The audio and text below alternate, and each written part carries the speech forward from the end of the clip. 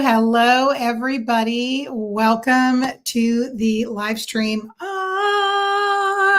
So if you are new, welcome. If you don't know me, my name is Carrie Koss, and I am a medium and a mentor. And every week on Fridays, with some exceptions, which we'll be talking about that in a second, I go live. And we do channeled messages. We really tap into our collective energy. And I am taking a look at from the Akashic Records and also from some of the guides and guardians that support us on our path here, come forth with messages. And then we also do the zodiacal reading for the week and break things down into the elements. So that way we are able to kind of cover all of the different things that are coming up for everyone for the coming week. So I really want to say hello to all of you. So you can watch this whenever it comes up because these are timeless readings. That's my intention. So if there's a message or guidance or something that really resonates for you, please feel free to drop it in the comments and let me know so I can respond to you at a later time if you're watching this later. Now, the first thing I want to say is, wow, well, I was sick for an entire week, guys. An entire week I was sick. It was pretty phenomenal. And also a couple lessons that I think I learned, and then some lessons that I'm learning for this season, which I've gotten some downloaded messages from the guides just about this season and some things that we can take away from it as far as some of the, I would say, challenges that many of us have right now that I feel that we're going through, probably many of us, and hopefully some guidance and insight that will help you. So the first thing is, so my husband went on a business trip out of the country about 2 weeks ago, a week and a half ago. And upon his arrival home, oh, I'm so excited. Oh my gosh, it's so good to see you. Yes, so I'm so glad you're here. So tonight we're actually going to be doing, these are channeled messages for the collective. Now there are times when I'm going to be doing messages for individuals, but these are going to be guidance and messages from the Akashic Records for the collective. That's what I usually do Friday nights, but I'm so glad you're here. Thank you for joining us. Feel free to hang out with us and enjoy the energy and the wisdom, because often the channeled messages that come through are very relevant to what people need to hear in each moment. I'm so glad you're here, though. So I was just saying, and also I'd like to tell people that if you're ever interested in having your own reading as well, yeah, I'm so glad. It's so nice to meet you. If you're ever interested in scheduling an Akashic Records reading, because of course I offer those as well. Those are private, done in private, but please feel free to hang out. So, and they are such, that is the place if you want to take a look at things related to your well-being, I'll put it in those terms, and your wellness. The Akashic Records is an amazing place to go to for root causes of things. And we can talk about that tonight as well. I was just working with one of my mentorship students specifically on this very thing today that I'm training her on, and it's be able to look at root cause of things that are connected to health and well-being. So that's something very important. We'll definitely go into that. So this week I had my own experience because I came down with a pretty big flu bug, but it was also a wonderful opportunity for me to really take a step back and to be able to let go and have faith and trust that what was my body was going through, that everything was as it should be. And it helped me to release and not be so much in this a flow of having to take action all the time. And so this leads me into the channeled messages that I'm going to bring forth today. We'll get into that into a second, of what I was getting from the Akashic Records before this live. I tuned in actually yesterday and then today as well for guidance, clarity, and information about where we are right now, and some advice, which I think you'll find extremely helpful, especially per your question, which you just asked, which is wonderful. So I kind of want to let you guys know a little bit. If you're new to my live stream, I'm so excited you're here. Let me go over with you what we're doing. Hi, it's so good to see you. Thank you for being here. Yes, I'm feeling so much better. Now, as you can tell, normally I go live on TikTok and on YouTube, but my commitment really is to YouTube. And because I'm on limited energy, I'm going to focus my energy here on YouTube. So I'm so thankful you're here. So thank you for being here with me tonight. And I am feeling massively better as well. I'm so glad you're here, Amber. So let me go over with you what we're going to be doing again tonight, so you can stay tuned. Also know later, this will be time-stamped, so you'll be able to come back and watch these. Now, I am a trance medium, trance channel. So I've been working with the spirit world and then being developed as a spiritual medium for over 30 years. And I teach people to do this as well. You're new to Sanaya. It's so nice to meet you. I'm so glad you guys are here. This makes me so happy. YouTube for me, I just have to be really honest, is absolutely the place where I want to, and on as far as all social media platforms. Raven, hi, is my absolute, where I feel the most alignment. I feel like this is my platform. I'm an educator and a mentor, so I feel like I can really dig in with all of you guys and give you so much more information, content. So I'm really looking to pour my heart and soul into YouTube. I've been doing that for about 10 months, and this is where I'm really moving my energy. I'm missing you too. I know it's been a whole week of me being off. So I'm so happy you're here. So if you're here new joining me, please say hello in the chat. Also, if you guys could help my channel by making sure you subscribe, making sure that you comment and watch, a few of my videos all the way through. It really helps the channel. And my goal really is to be able to have YouTube be this place that I do for years and years to come, with lots of educational videos and things that really help you on your life and spiritual path for well-being and health, prosperity, connection, manifestation, wisdom, all the things. So I'm so glad you're here. So tonight, what we do every Friday night, and this is an evolving thing. Sometimes we change things along the way and we grow. And I really listen to my community, and I ask, okay, what's really helping you the most? Now, I know that one of our new members, Ella, I think Ella Seven Gupta, was asking about private readings and messages. Now, I will, as the channel gets growing and we have our community, I will have times when I'll be doing, I would say, messages for people who are my regular subscribers, and we'll probably have subscriber only lives. I'm not doing that at this point because I'm still getting my channel up and going. I need to get to these benchmarks of 1,000 subscribers and also a certain amount of hours watched. So I'm getting there, but we will be having some of those. So make sure you stay tuned, but also you can always book a private reading.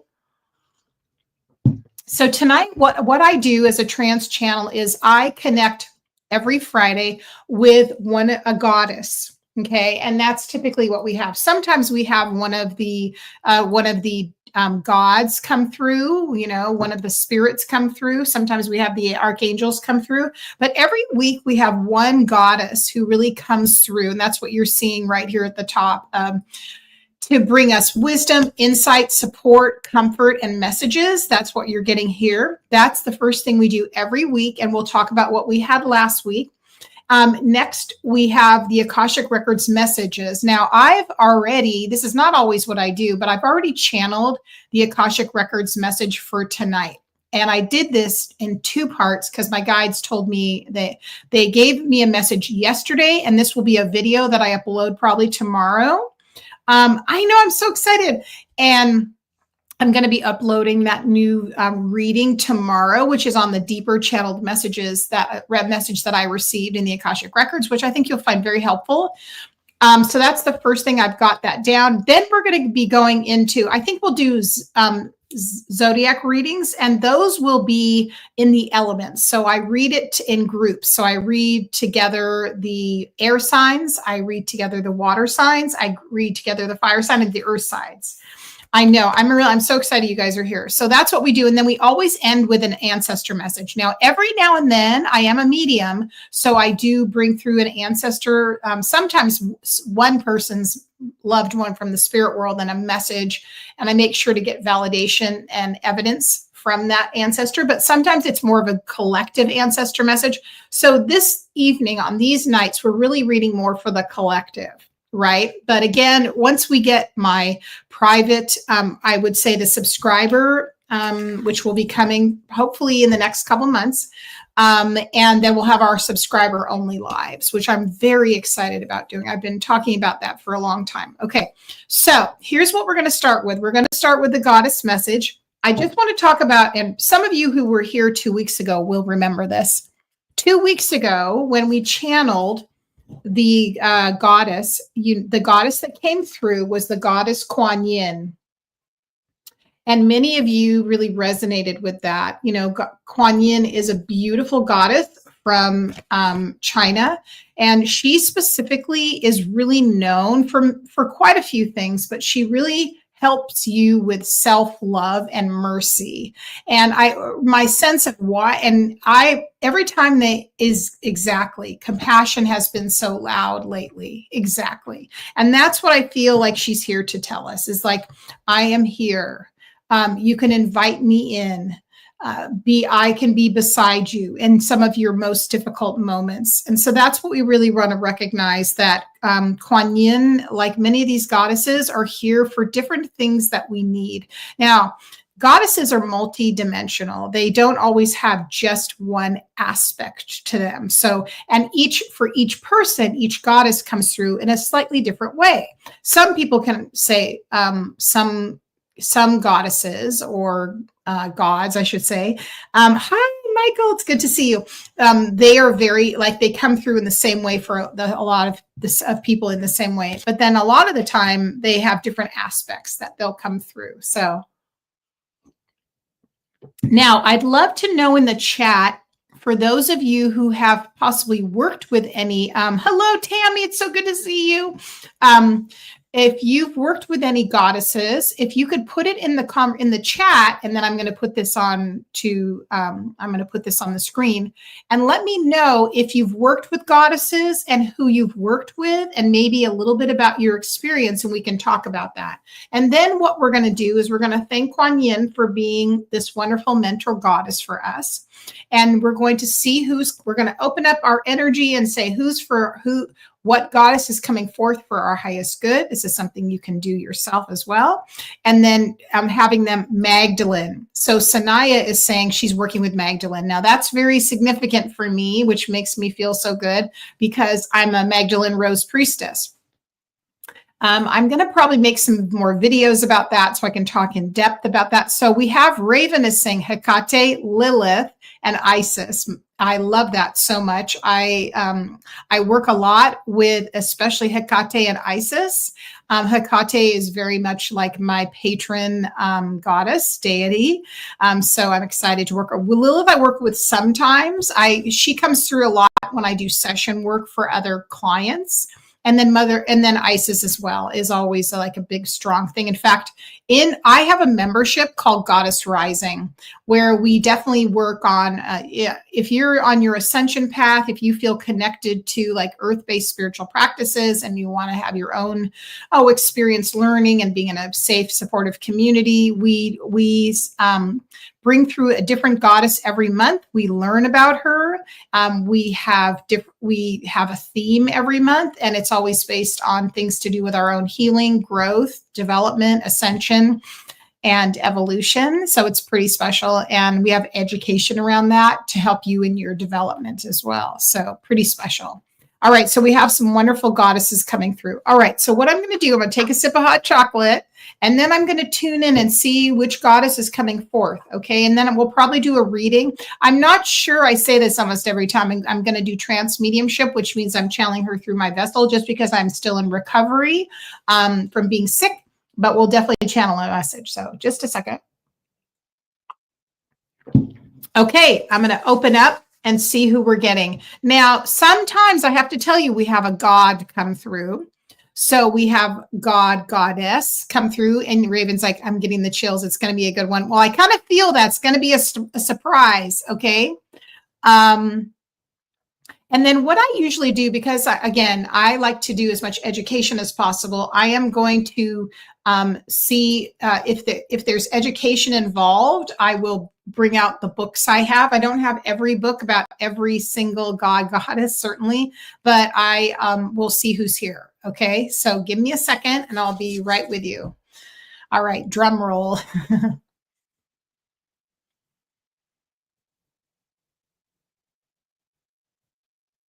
Okay, this is very interesting, I have to tell you, because the first god that I got was actually one of the Greek gods or Hellenic gods. And then I, at the same time, wondered about the goddess connected to him. This is interesting. This is a new one for me. Hi, Claire. Good to see you. The god that came through to me just now was King Hades. King Hades of the underworld. And I want to first of all, maybe do some demystifying about King Hades, because some people who don't know much about him also maybe he might have some lore and misunderstanding around him. So let's talk a little bit about Hades. I'm trying to see if I have let me get my book. So hang on a second, just a minute.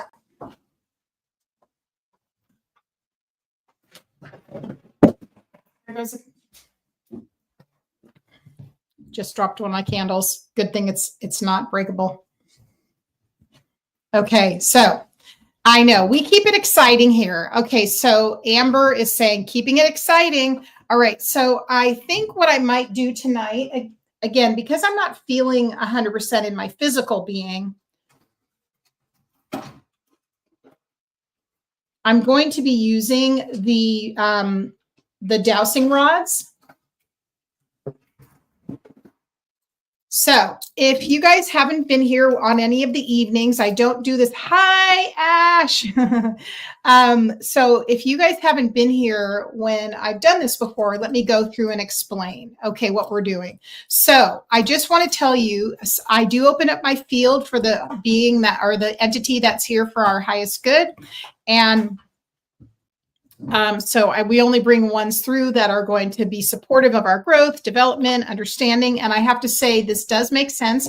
So we got one of the Greek gods, King Hades, right? King Hades is the god of the underworld. So he is definitely, this makes sense to me because of the time of year we're in. And so this probably is going to require more education, which I might bring through. I might do then a video about this. I think I need to start doing that with some of the different gods that come through so people can have a deeper understanding of them. And it's always a surprise. That's what I want to say. Let's read this book together. I'm going to go through this. This is the Encyclopedia of Spirits. And I'll do a little channeling with Hades. I've connected with him before.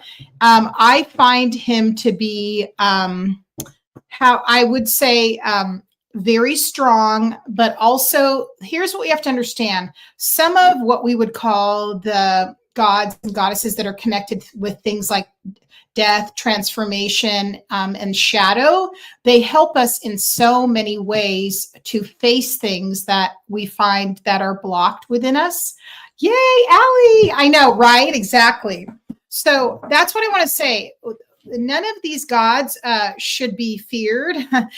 There's a lot of lore around them and misunderstanding with some of them. But in general, they're here to help us, teach us, and help us continue to grow. So I'm going to read this to you, and then feel free. This is test to be what we do during my live. So every week we always channel. Isn't that a great book, Michael? I know, I like it too. So every week we channel a new god, goddess. Typically we have goddesses, but I always open the door to the gods, because sometimes we have very strong gods that come through. And then we do education around it and we move forward. Yes. And Raven is saying, I think Hecate and Lilith get the same bad rap. And I think that's one of the reasons they come in, because they want to be able to, show you who they are, right? Okay, here we go. Hades is known as the Greek lord of death. Hades is not his actual name. It refers to the extensive realm of death that he rules, which is also known as Hades. Okay, something I want to say to you guys now. What season are we in astrologically? Can someone tell me in the chat? I know you guys know already. I'm just looking for interaction. So think about the season we're in right now, and think about what in tarot, what this card represents, right? What does this card represent? The card in tarot that this season represents, that's connected to this season, is also one of Hades' symbols, right? It has to do with, when we think about the death card in tarot, we think about not actual death, we think about transformation. We think about letting go. We think about shedding layers.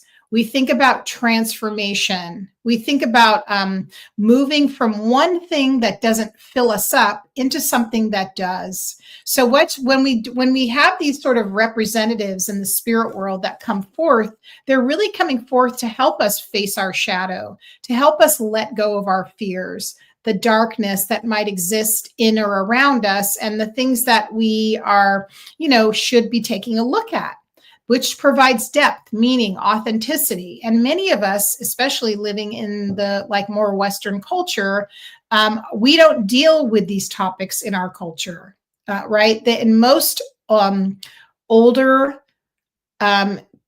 cultures that have much more antiquity and history in their spirituality, they are used to integrating these things into their daily life, but also into their traditions. If you think about, so many cultures do that.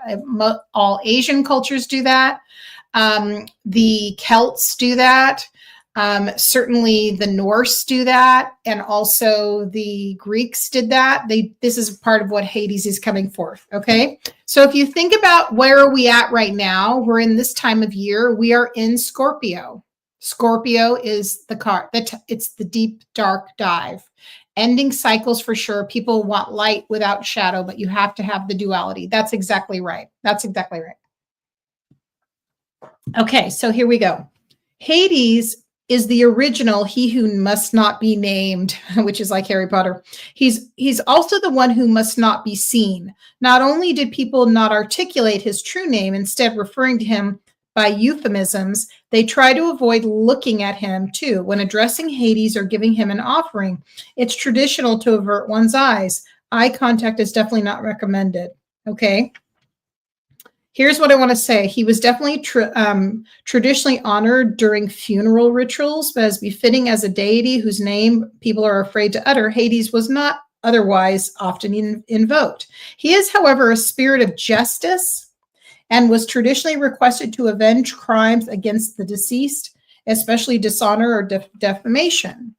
Okay, so let's get a little bit farther so we can continue. So really, my sense with him is he's also a chthonic god, which means that he, hi, Annabelle. A chthonic god means that they go into the depths, right? They go into the underworld. They deal with things of the liminal space of that realm, okay? So the most famous myth involving Hades concerns his abduction of Persephone. Okay, she's traditionally venerated alongside him and is considered a mollifying influence on her husband. All right, so let me kind of talk to you guys a little bit about what I'm picking up and what my experience with him so that we can move forward with our reading. So what I'm feeling from Hades, I can tell this, is I feel like he's helping us deal with our fears and our uncertainty. And when we face our fears and our uncertainty, we become stronger. We are not then trapped by our fears or limited by our fears. We are kind of forced to look at our unconscious, okay?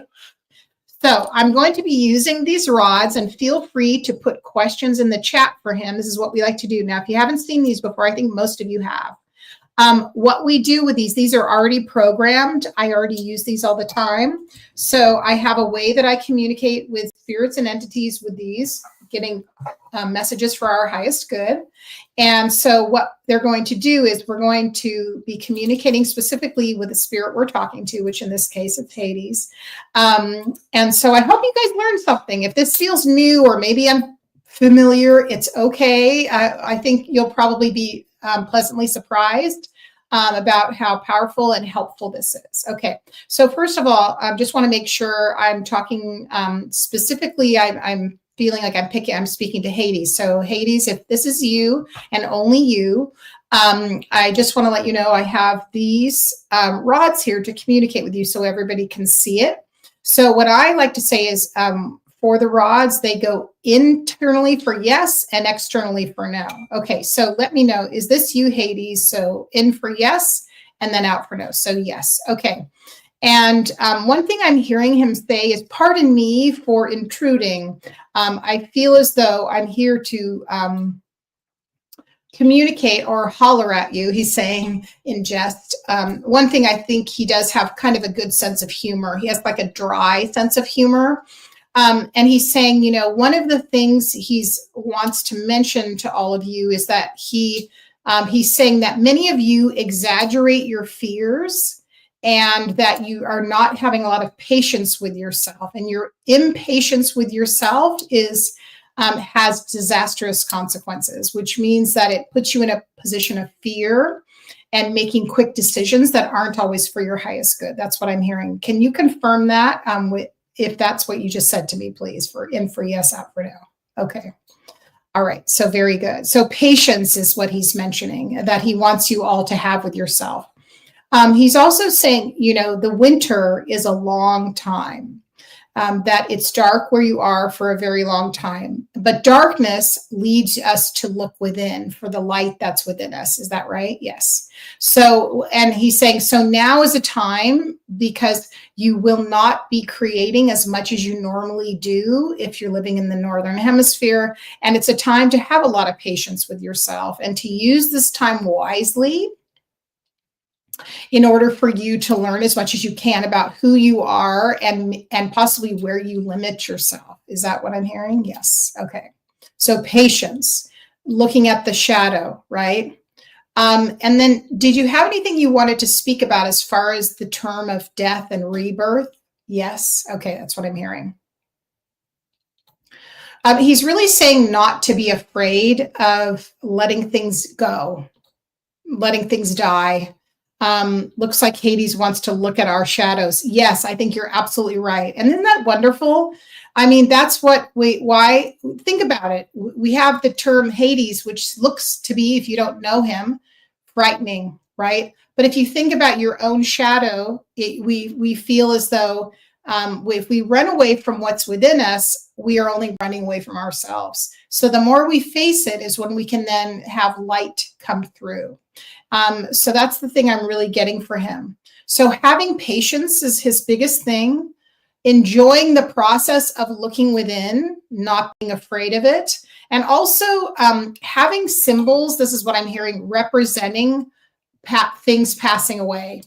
So you can have on your altar, it's okay to have physical representations of things dying. And what he's talking about is like leaves that are crumpled, all right? Or an image of a skeleton, okay? Don't be afraid of that, or a skull. Even having bones on your altar. I know this sounds kind of dramatic, but one of these things, it just represents your connection to the process of life. Because So in the spring, when light comes and we get our first blossoms, it only has come because we let things go and things died on the vine. Is that right? So old vines, he's talking about old Weinstein. He's very happy about this conversation. It's funny. Yeah, I'm going to have to get a deck that represents the Greek gods more. I don't have anything specific. I have one for Artemis and I have one for Hecate, but not for all of them. So thank you so much for this. And so patience, as he keeps repeating that over and over, patience with the process of looking within is really what he's saying. Is there a tie-in here today with you and Persephone? Because I did feel her sort of come in as a second to you. Do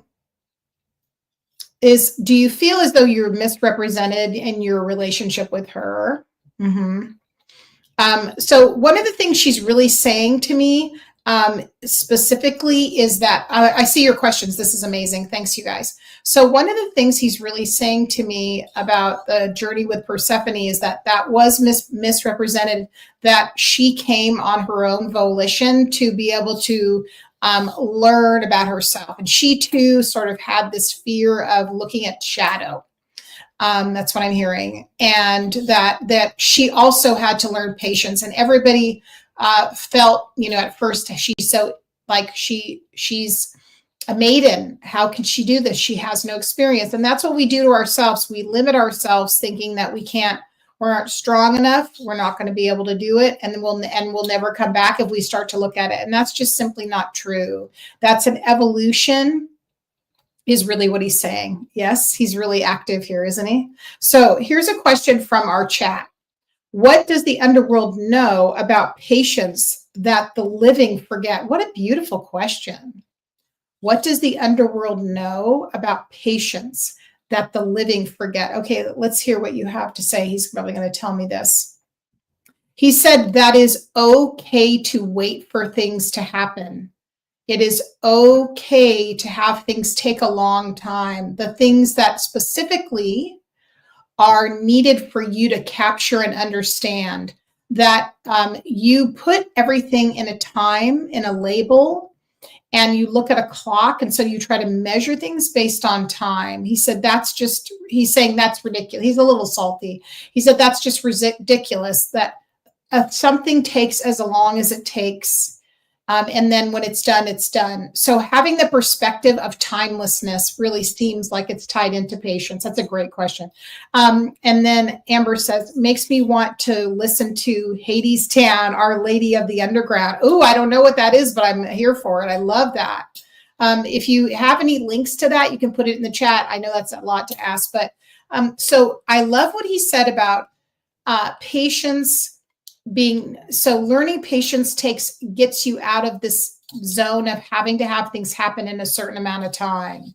He said that lack of patience is very much a human experience, and that we often exploit time based upon our mindset. Okay. So he's really active. Look at him. He's very active. Is this correct? Okay. Do you have anything else you would like to share with us before we move on from this conversation? Even though he says he's also very associated with the Hermit card. He just told me that. I've never heard. If you guys look at these, very much a tie into astrology. He's saying the Hermit card makes you step back from something and look at something from a totally different perspective. Think about the Hermit card. What did the darkness show me that the light cannot interpret? Wow. Okay, well, we'll do that for the collective. What does the darkness show that the light cannot interpret? Well, they both work in tandem. Okay, you can't have light without darkness. So that's part of and even if you think about the dark moon and the sun, that what the darkness shows is where the unconscious is, and the light shines on the darkness to show what is hidden. So that would be the simplistic answer for the collective on that. That's very, very smart. I'm feeling really, I have connected with Hades once before, and I was very impressed, but I work with a lot of deities. So I'm sort of, and you guys know, mostly I'm working with, I do work with a few masculine, but mostly I'm working with the feminine. So this is really helpful. And I'm very encouraged by his conversation. Someone else says, sometimes patience while looking at shadows leads to overthinking. Absolutely. Ruminating, isolation, how to get out of it. That's such a great question. Thank you for that, Ella. Okay. So can you help us with that? Sometimes patience, I'm getting a ringing in my ear too. While looking at shadows leads to overthinking, ruminating, and isolation. So here's what he's showing me, and I know this to be true because this is what I teach my students and my clients. You have to take, being in objectivity, I always have to put these down, just a second, I'll come back to that. You have to be in a place of objectivity. This is ideally something that you work for. But when you're looking at something from even more of the third eye, being centered in your heart center, and you are asking for things to be shown to you. When you're having things be shown to you, you're really noticing your reactions to them and how you respond. And it's almost like an exercise of really learning to let go. If you hold up something in your screen that might trigger you in relationship to patience, and then learn to let go and let spirit. That's really what I'm hearing. And that is, if you look at the Hermit card, I'll show you an example of the Hermit card. If you hold it up, you're holding light and looking down on something. So you're seeing it objectively, if that makes sense. So I love that he gave me that image of, so you guys, here's an example I really recommend for you guys. If you have a tarot deck, pick out the Hermit card out of your deck and like leave it nearby where you can see it regularly. And you can use that with like journal prompts to say, what am I illuminating on this day, in this moment? What do I need to see clearly? What am I not seeing? You see what I'm saying? So I love this optics, this juxtaposition he's giving us. I'm going to find it. So it's stepping back and being objective. Does the underworld teach patience or does it reveal it? That's a really good question. Let's examine that. I think many things can teach patience depending on what, there it is. I think many things can teach patience. It's really like, where are your trigger spots? So it can, but it's not the only teacher of patience. So can the underworld help with patience? Yeah. So if you do journey work, or if you wanted to go travel there and you want to work with Hades, first of all, I would read about him a little more in depth from a reputable, historically based source. And then you can always look at the correspondences that are connected to him, and then ask him to come and, connect with you. And then you can do some journey work with him. I think that would be pretty amazing. Does that make sense? I want you to look at the Hermit card, you guys. Notice in this version, there is the skeleton there. Okay. I love that he's showing me that. I'm going to associate this card now with Hades. Yes, I'll do it the death card, but I also am going to associate with him now. So, and notice he is standing objectively back, and then he has the star there. So he's telling me, use this card for me for, every week I leave a card. So I'm going to leave that card for him. And I feel like that is going to be an amazing mantra. And this is also something else that came. This is leading me perfectly into the Akashic Records channeled message for tonight. Okay, is everybody ready? We want to thank Hades for being with us. We want to thank Kuan Yin. And we will do these again another time. I know most of the time everybody really does enjoy the rods, so we will use them more. Okay, everybody. So I want to tell you the channeled message from the Akashic Records that came in for tonight. Okay, everybody. So yesterday I did a reading, as I mentioned, which I will do again. Okay, so how I don't know about that. I don't know about that, friend, but thank you for, let's hope you keep your comments nice and friendly. I haven't had to put anybody on timeout, Mike, but we'll see. There's always a first. I give people a little room to be polite, and we'll see. Okay, so, but I am going to sort of, yeah. Okay. Thank you for that. All right, so let us move on. So one thing I wanted to say is the channeled message that came through for me yesterday, and then it furthered what I did my meditation today with the Akashic Records. So let's go back up to where we are now when we're looking at our, hang on a second, let me put that up here. Okay, so this is where we are tonight. So we're going into the Akashic Records message. Okay, everybody. So I was channeling yesterday, and then tonight before I came on, I was meditating. And I opened up the Akashic Records for our collective, which is something we can talk about. If you're new to my page, we'll definitely talk about that. And then I said, what does the collective need to know for their highest good for tonight? What's the message? And I'm going to close my eyes because then I can recreate what I saw in the record. So I saw this beautiful golden ball of light. And what was revealed to me in the back part of the reading yesterday was that this is a time now when we should be pausing, when we shouldn't be trying to force things to happen, that things are falling away, things are being revealed, things are being let go of.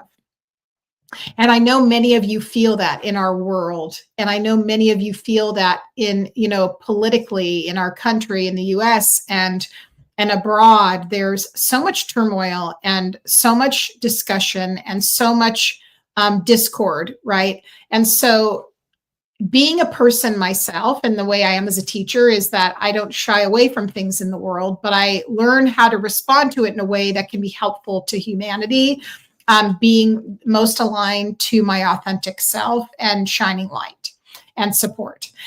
So that's always my lens, just so you know. And so what I saw was that now is really a time for us to prepare that something greater is going to be coming as well, which it has been, but that during this time of creation and of things that are falling away and dying and things that are then being reborn underneath the surface, what we really need to understand is that this is a time also to step back and not try and make things happen, to let things go. And this ties in beautifully with that message from King Hades, which is to have patience, to allow things to happen. This is not part of our Western culture. We are used to hustling. We are used to pushing. We are used to trying to make things move. We are used to emboldening ourselves and being in our masculine energy rather than being more in a balanced state and responding from that balanced state. So then today, when I was going into meditation and I asked to be shown what we need to know, I got this big, beautiful ball of light that looked a lot like the size of a ball, I would say like a soccer ball. And it was glowing. And it was also, it had a bit of, it looked very much like not just a bright light, but of a ball of light that had texture to it. And so what I believe the message was, is to each of you imagine that this ball of light is wisdom itself, that it is guidance itself, that it is your higher self, and that it is also the answer to the question you have in the moment. And so when you feel, when you feel at your wit's end, when you feel like you need guidance, when you feel as though you need answers, when you feel as though you are out of patience, you can imagine this ball of light. And this ball of light can be a place that you can find comfort, that you can find the answer you need in that moment, that you can find the healing you're looking for, and that this is really a gift to you from the Creator, from the divine.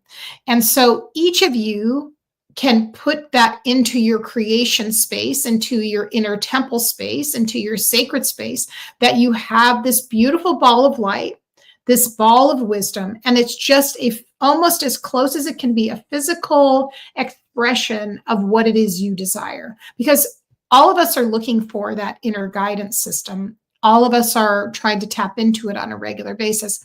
And all of us get disconnected from our higher selves. But if we imagine it being something physical and tangible and real, and almost like you can touch it, and I'm going to have you do an exercise in a second, then it's much more relatable to you. So one thing I'd like you guys all to imagine for a second, I want you to close your eyes if you're here in this space. And I want you to imagine that right in front of you, there's a beautiful ball of light. And it can have, it doesn't have to just be bright light and expanding. It can have a shape to it. It can have a round shape if you want. It even can be golden, a deeper gold.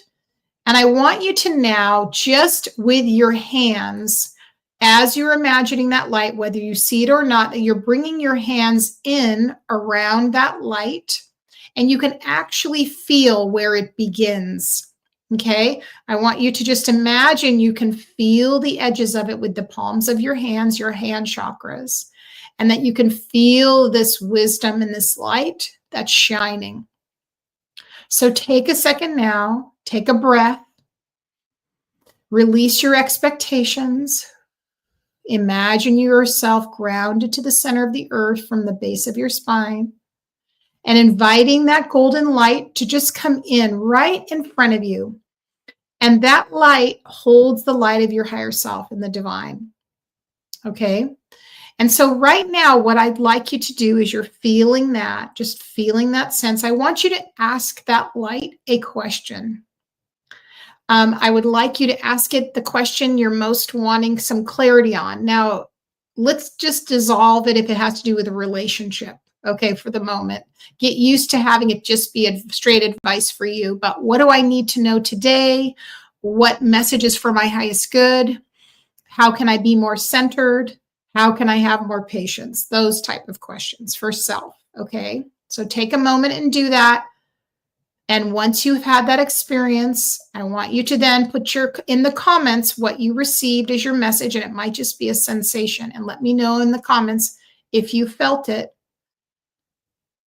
and how it feels. Remember, it might be very light to the touch. It might be tingly. It might be warm.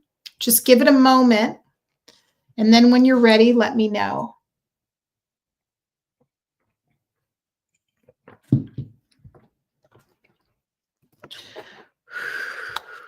This is all intention and consciousness, and having the divine show up for you in the way that makes it easy for you, not complicated. It should be easy and not complicated. Okay, everybody? All right, I'm going to be getting ready once we're done with that exercise, and we're going to be moving into the zodiac readings. All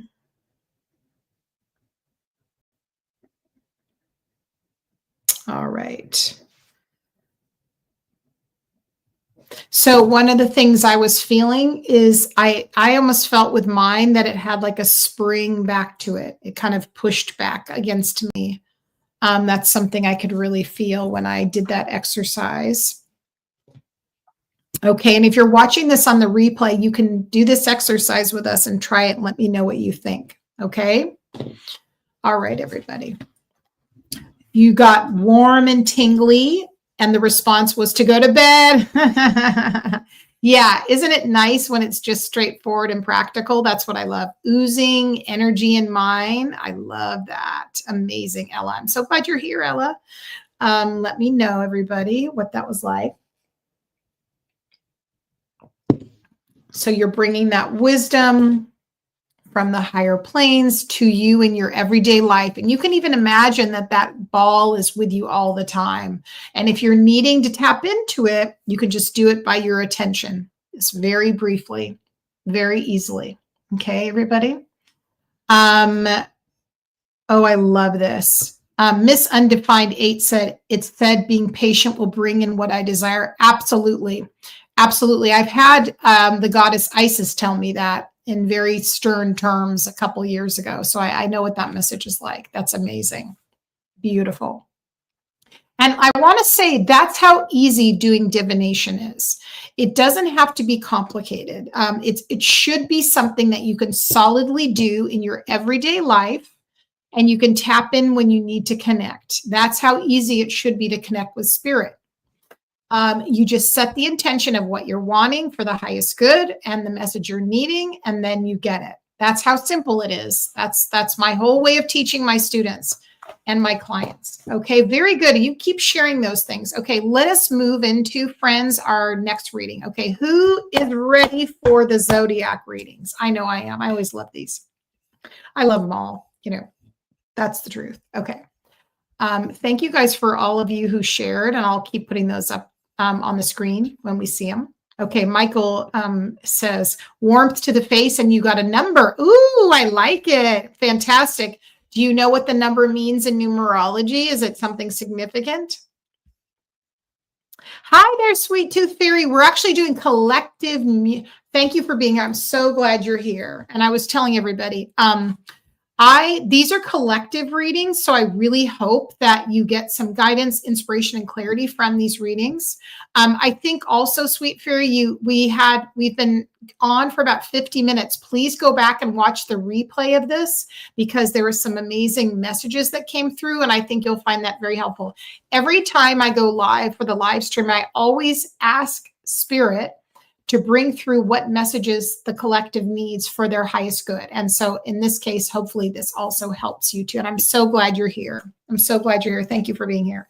Okay, we're going to move into the zodiac readings. Okay, guys, so I'm going to change my screen because I have those up here too. Now, this is going to be a little bit different because we're going to be doing it not every single one. I do those sometimes, but not tonight. Tonight, I'm going to be doing okay, I'm going to let you guys vote, actually. And we'll see who wins in the vote. Here's the poll, okay? Would you rather I do the elements and have those readings be a little bit longer for the forecast? Or would you rather have me pull a single card for each sign and have that be a little shorter? I'm going to let you guys decide, and then if we decide, I'm fine either way, because they'll take about the same amount of time. They'll just be a little more brief when it comes to it. I'm going to let you guys decide what you prefer, and then while you guys are deciding, I'm going to find my cards. Okay, I'll leave it up to whoever which side we get that's most popular. Before I forget, Hadestown is a musical, by the way, the story of Orpheus and Eurydice, and also Hades and Persephone. That is amazing. I feel like that sounds kind of familiar. Okay, so Ella says each zodiac. So we have one for each zodiac. Okay, let me find the right cards then, if that's going to be one of the things. And I'm fine with that too. Brief. Okay, so Ella's given her guidance. So you guys keep putting your comments in there. I'm going to find the right things. And if you guys know me, you know the way I read is that I usually read about people's energy. So that's definitely the way that I do it. So if I do that, I'm going to be reading energy. Okay, each zodiac. Okay, all right. Okay, hang on a sec. Okay, let me get organized. We have it. Tough choice, but say single card for each side. I love it. Thank you guys for participating in this. Thank you. I'm so excited.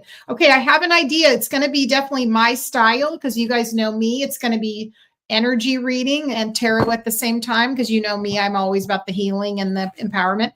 Let me write down all the signs so I make sure I don't miss anybody. Okay, stick with me. All right. So we'll go Pisces, Aries, Taurus, Gemini, Cancer, Leo, Virgo. This is fun. I love this. Exciting. Okay, Libra, Scorpio, Sag. Now, as we're saying this, and I think you guys know this, so we're starting this at about the 55-minute mark. When I'm reading it, each sign can be your sun, your moon, your rising, or your Venus. Some people also like to look, if I'm being honest, at North Node. So not everybody knows their North Node, but I will say I like looking at that myself. Okay. So it's up to you. All right. I got it. All right. So if you're ready, here's what we're going to do. I'm so glad because this keeps me I like being organized. You guys know I don't like being messy. So I'm going to, I have slides for these. Don't you love that? Okay. Let me just find them all. Okay. Let me get this out of the way. Add to stage. Yes, except we're not doing all the love, career, and finances, right? Okay. So Raven's saying, when doing zodiac, would it be best to go based on sun or rising? I'm going to let you kind of blend those. So your sun sign is really like who you are fundamentally inside. And your rising, your ascension is what you're leading with in your life. So they're slightly different. So it's kind of good to look at each. Okay, I love it. We're going to do that. Okay, but we're going to start first. Okay, I'll start with what they're telling me because that will keep me on track. Okay, but we're not going to do love, career, finances. So I think we've all figured that out. So we're going to start with Aries. Are you guys ready? Let me just do this because then I just kind of keep on track. All right, you guys. I love your things. Here we go. Okay, we're going to moving into and then timestamp about 56 minutes. Okay, here we go. I'm going to first shuffle the cards. I'm going to ask for please bring through for each of our zodiac signs the highest good for each sign, please, and also the message they need to hear that's going to help them with the energy this week for their highest, greatest good. Yay! Okay, I'm excited, you guys.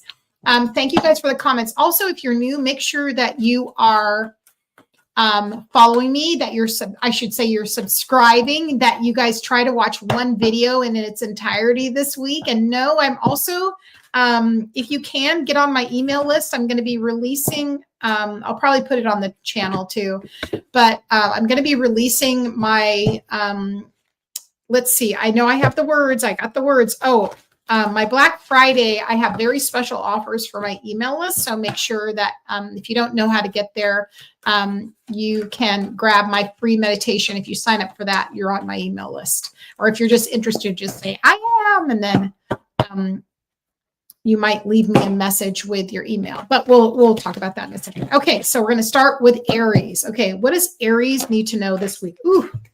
Oh, and so here we go. We got two cards. We're going to take it. Okay, Aries, here's what we have for you for this week.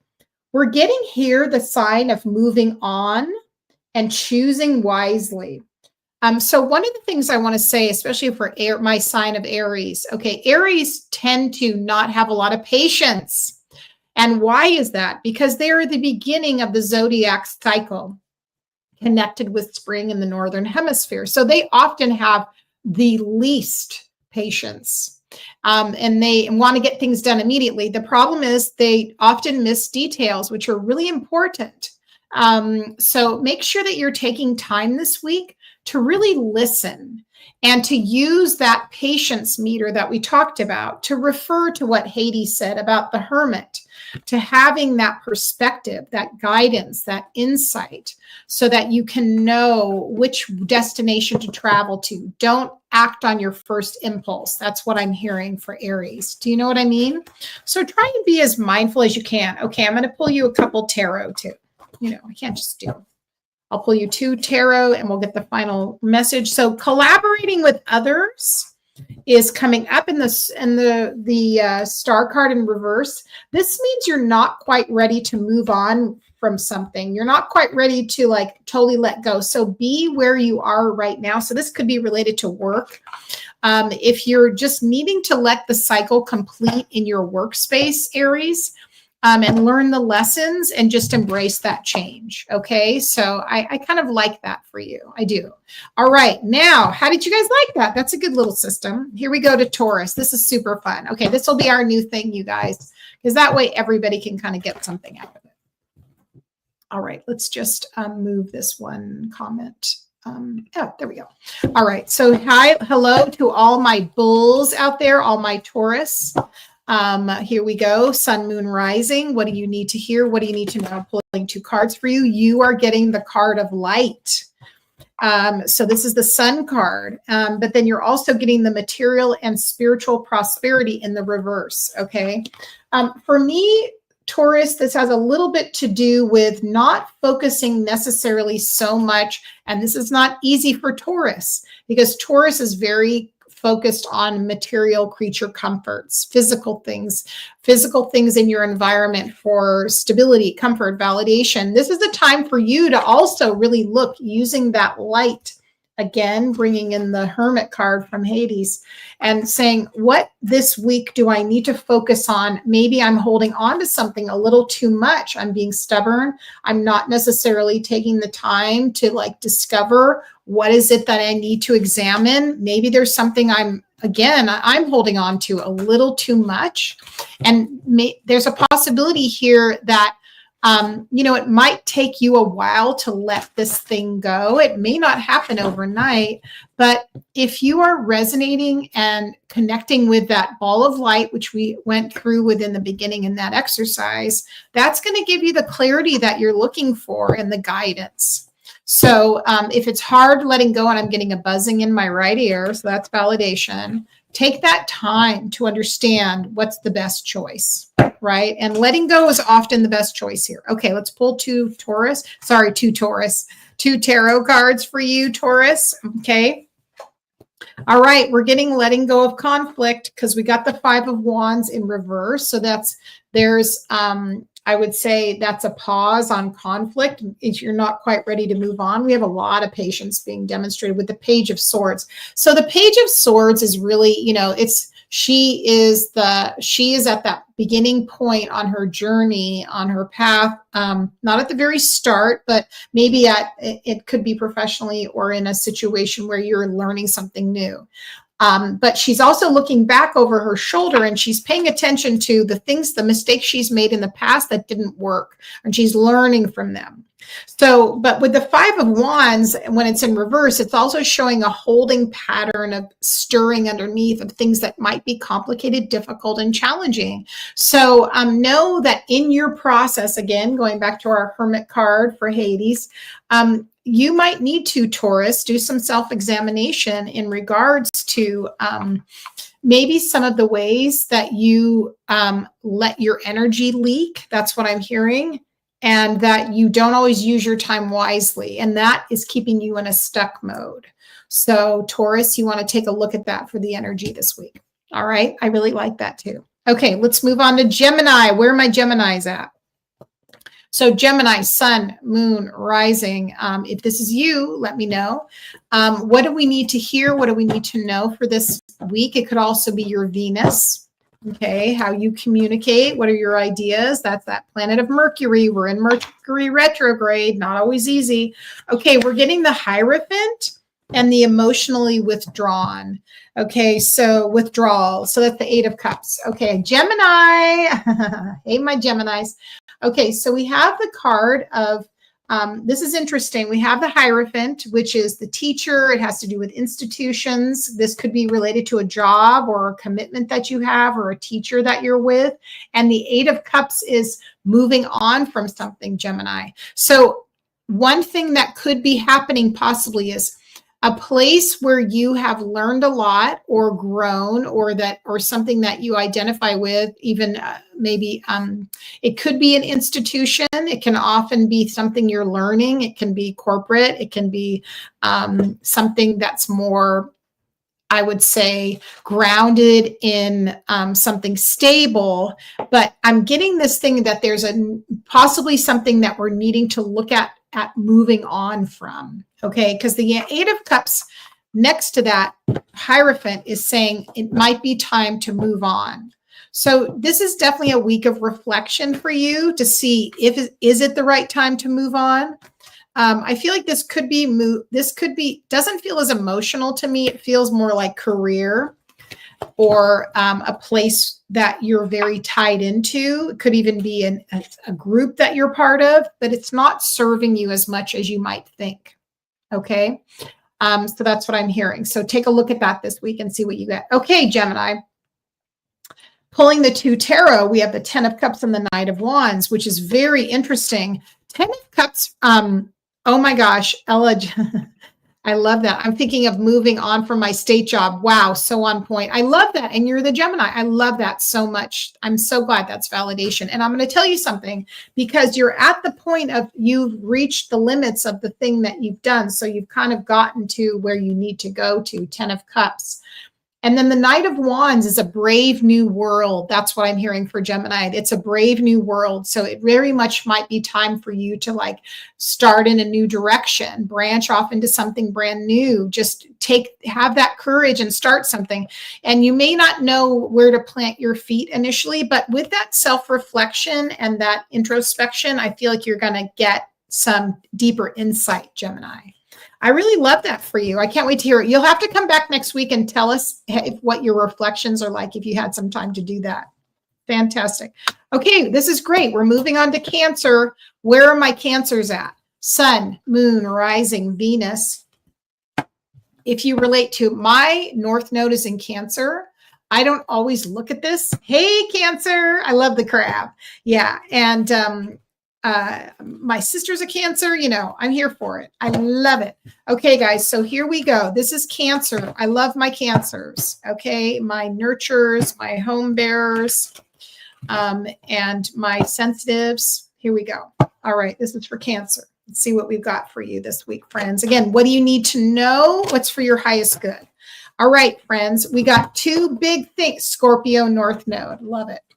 Love the Scorpio North. I can totally see that in you, Tammy. I love that. I love a lot of Scorpio. Okay, here we go, Cancers. Good. I'm so glad. Okay, here we go, my Cancers. We got two cards of sacrifice and the card of solitude. This is the Hermit card, you guys. Also, Cancers, you're getting two major arcana here. And then with the sacrifice we have, that is definitely is that self-reflection again and letting go. So that you're at this point again, Cancer, where you're looking deeply at something, but I feel like this might take you a little longer, Cancer. I feel like it's not something you're rushing. This isn't going to be like a 1 week only energy check. This is going to be something a little more evolved for you, something that you're going to have to probably procure and develop over time, and something that's you might have to wait for an outcome on this specific whatever it is that this is connected to. So, but this is a big life lesson for you, Cancer. That's really what I'm feeling, especially when we're getting both of the major arcana there for you specifically. So change is here for you, but give yourself time. You want to understand your nervous system, Cancer. You need to move with grace and patience and not feeling overwhelmed. And this is reflected now in the tarot. Are you ready? Okay, Cancer. So we have the King of Swords coming through. And then also we have the Ace of Cups. Okay, so King of Swords, that's Libra, right? Aquarius, and also Gemini. So that's where we're possibly looking at things emotionally, and this isn't always easy for the sign of Cancer because you feel things so deeply. So this is about a little bit of having some objectivity about your emotional feelings about some things in particular. And that came through again through these cards, because this is again the Hermit card. And then we have the Sacrifice card, which is that you're letting something go, right? So that's a process for you. This is a process. I'm excited to see how this grows for you is what I'm hearing. So I hope that resonates. Okay, where are my Leos at? This is for Lorenda. She's not here tonight, but this will be for her. And all our other friendly Leos. Where are my Leos? Sun, Moon, Rising. Also, we could look at this as Venus. So let's see what we have for our friends that are Leos. Very exciting. You're very welcome. You are so welcome. Okay, here we go. Leo, where are we at? Ooh, okay. All right. Wow. We're getting another thing of patience here. Wow. Okay. Patience came up. Okay, Leo, not an easy thing. Leo Moon, love that. This is not easy for Leos to have patience. I can tell you that much right now. But look at this. Patience came again. Patience came again. That's another theme for us, friends. Okay. We also have the Seven of Cups next to this. This is not going to be easy. Okay, Leo. So one thing I'm really feeling, especially with the Seven of Cups, is that, and this is a tough lesson for my Leos, is that the things that you maybe want to happen in a certain way and in a certain manner are not necessarily going to happen they're not going to unfold exactly the way you want them to. But the reason but it's really for your highest, greatest good. And because you're focused on things that are like shiny object syndrome or things that seem really great, but you have to be willing to let things go. 14 is one of your numbers too. Oh my God. So it's very important that we have that objectivity. Even if we're someone like Leos, it's very hard for them to back down on something they're passionate about because they're the sun. They're hello, because they're the luminary, right? So they see something and they see the potential and they want it to happen, but they have to be willing to let things go. Okay, Leo energy. You haven't missed your sign, Emma. You came at the right time. We have Virgo next. So let me see. What are we getting for Leo? Leo, what are your two cards here? King of Cups and the Death card. Okay, here again, there's Hades coming out. That's his other card. Okay, with the King of Cups. So the answer here for you, Leo, is to be more in your emotions. Okay, you're in your passion, right? You're in your lion sort of big energy, but your feelings are a little more subtle.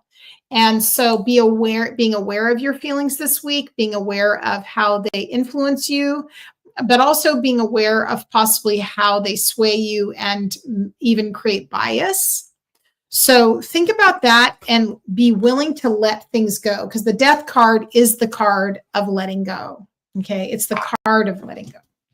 All right, just in time. Emma must know we were bringing her up. So here we go. Virgo, where are my Virgos at? Virgo, Sun, Moon, Rising, Venus. Very happy you're here. Again, this is an energy check for the week. Take what resonates. Those cards just popped out so quick. I don't even know what to say. 3 of them. I have to take them all. All right, here we go, Virgo. We got the Devil card. We got the 8 of Swords. Again, this is a week of letting go. We already figured this out. We have, if you're just joining us for these readings, these will all be time-stamped later. And you can come back and look at your sign. Okay, so we have the Suffering and Silence card is in reverse. So we have, okay, so we have some tough cards coming out this week for my Virgo. So we have the Devil card coming out this week, which is really connected in, I think, partially with the energy of Capricorn. So materialism, or just the part of Capricorn that's probably more challenging. It is materialism, the physical world, possibly finances. And then we have some things to overcome. Now, just going back for those of you that are joining us, our message tonight that came through was from King Hades. And he really had us looking at the process of letting things go on a deep level and patience. The card he equated it to was the card of Virgo, which is the Hermit card. So this week, Virgo, you want to take a look at possibly limiting beliefs you have around things in the material world, places where you might feel stuck. This could be to do with finances, okay, possibly, but also in general, there is a letting go here because you got the 9 of Swords in reverse. That's a very good sign that you are letting this go. But I do want to say, Virgo, this just might take some time. That's what I'm feeling. I feel like it's like and if those of you who are just joining us, what you'll know from the theme tonight, because there's always a theme, is patience and letting things just die the natural death they have, which isn't necessarily happening in a fast manner. And so being okay with that. Okay, let's pull for Virgo. Let's pull your tarot for the week and see what we're getting. Okay, so this is two things that we got, and they were both in reverse. Okay, we have a lot of reversal because we do have a lot. Virgo is connected to the planet of Mercury. Mercury's in retrograde. So just be okay with that. It's harder from some placements than it is for others, depending on your chart. We have the Nine of Wands and the Star card in reverse. Okay, so when the Star card's in reverse, it really shows we're not, and just before the Star card is, guess what? The Devil card. Okay, so what we need to know is this, or actually the Tower, pardon me. So when we have a card in reverse in the major arcana, especially, we need to go back to the card before it and say, what did we still not learn? So the Tower card has to do with letting go, with releasing and trusting. The Nine of Wands is in reverse, is showing possibly we haven't learned the lessons that have come before us, and that's why we're not letting go. So this is really a time of just being with spirit. If you were with me in the beginning of this, moments ago, we did this meditation with the golden ball of light where we got wisdom, guidance, healing, and clarity. So using your tools to connect and giving yourself, allowing the stability of who you are and what you want flow through you by getting spirit's assistance. Okay, friends? So that's a really beautiful message. All right. Thank you to my Virgos. Now we are here at my sign, Libra. Where are my Libras at? Where are my Libras at? Sun, moon, rising. We love you, Libra. We love all the signs. So Libra, sun, moon, rising, or possibly Venus, if that's you. Welcome. You're very welcome, my sweetie. You're very welcome for that. All right, so let's see. What do we have for Libra? Libra coming in also with the card of the sun. Libra rising, I love that. And then we also have the Six of Pentacles in reverse. So we have also some imbalance. Here's what this is telling me. You're right at the face of having a lot of success here. South Node Libra, amazing. So we have this point of saying you're at a point of success. Okay. There's things to celebrate. There's achievements here that are happening at this moment. The problem is that you aren't seeing the balance of what is being given to you. You're only looking at what you've been doing, and maybe you feel like you're not doing enough. So the Six of Pentacles in reverse is showing us that possibly we have some imbalances about the equanimity or the balance of the give and take of things that we are investing in, that we're building, that also this could be connected with finances. So this could be feeling like you're putting a lot of money out, but things aren't coming back. Okay. Remember, your investments will pay off, Libra. Your investments will pay off. But again, what is the card we're working with this week? Patience, Virgo, looking at things a little bit more in depth. All right. For Libra, let's pull tarot and see what we're getting. All right. 2 cards, please. Thank you very much. 9 of Wands upright, and also the 5 of Wands. So we have a lot of fire energy, Libra, and I'm getting a pain right in my eye, above my eye, Libra. I feel like there's things you need to look at. There's things you need to look at, literally look at. All right, guys. So here we have the 5 of Wands, the 9 of Wands, right? Right already we have some energy where we're wrestling with energy, okay? There is a compulsion to want to get things done and hurry up, but there's also a depletion of your passion, your inspiration. So and it's making you feel a bit burnt out, a little bit tired. There is definitely a thing of like, allow things to just become in alignment and be undone. Not everything is going to make sense. Not everything is going to feel balanced. Not everything is going to work out and be clear, but it's a temporary state. These are minor arcana. So that means they're floating through, not sticking. All right. Thank you, Libra. All right. Next, we have Scorpio. Where are my Scorpios at? If you're here, let me know. I'm a Scorpio rising. So there we go. The Hermit card was the card you pulled during our first ever private. Oh my gosh, really? That's amazing. Michael said that's the first card I ever pulled during private. Now, also, if you're interested in private readings, you can go to the link in my profile to schedule one. Also, I really encourage you to join, become a subscriber, comment, like, share, make sure it helps and support the channel tremendously. That way I can put my energy into YouTube, which is where my heart and soul is as far as social media goes and where I want to invest my energy. I don't want to say this out loud, but I guess I will. Help me retire from TikTok, please.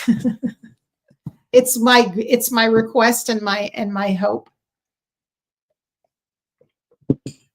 Okay, here we go. Pluto's in Scorpio. Yes, that is for many of you, for many of you, those outer planets. Many of you share them. Okay, this is Scorpio. Here we go. All right, we have the mental conflict, 2 of Swords. Tough one. Ooh, 5 of Swords. This is a tough one. Okay, here we go, Scorpio. We're in your season.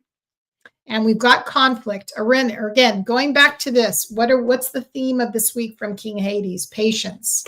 Patience, understanding, letting go. This is definitely something you've got mental idea conflict. So 2 of Swords is meaning we're stuck. We're vacillating between 2 points. So we aren't necessarily clear on what it is we want, on our choices, and we feel stuck. And I feel the reason that is happening, 5 of Swords, is because we're looking at others around us as a competitive factor to our decision making.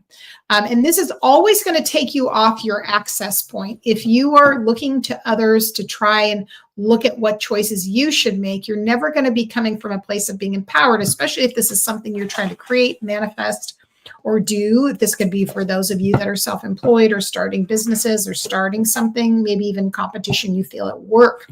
So this is definitely a time for you, Scorpio, to like investigate what is the thing that you bring to the table? What makes you special? Because there are a lot of things there. There are so many things that you have to offer, and get more into your heart center, your feeling, and your fire, which is your passion, right? The wands. All right. So Scorpio, let's pull some tarot here and just see what we're getting. If you're enjoying this, please be sure to comment and let me know where you're joining from. Again, if you're watching this on the replay, I'm so excited you're here. Okay, Scorpio, we have a little bit of a transcendent moment from that little bit of harshness that came from all the swords. We have the 8 of Cups in reverse and the Ace of Pentacles, so a little bit of a reprieve. So the 8 of Cups in reverse is really telling us we're not quite ready emotionally to move on from something. It's in the reverse. There's a pause. And if we go back to the 8 of Cups, to the 7 of Cups and the upright, and we say, what did we not resolve in the 7 of Cups is the reason why the 8 of Cups is in reverse. The 7 of Cups has to do with illusion, deception, and being overwhelmed with choice. This means you haven't chosen yet what you want to invest in. This means that there's a little bit of a lag time of you really wanting to go into something to feel like, okay, this is the thing I want to do.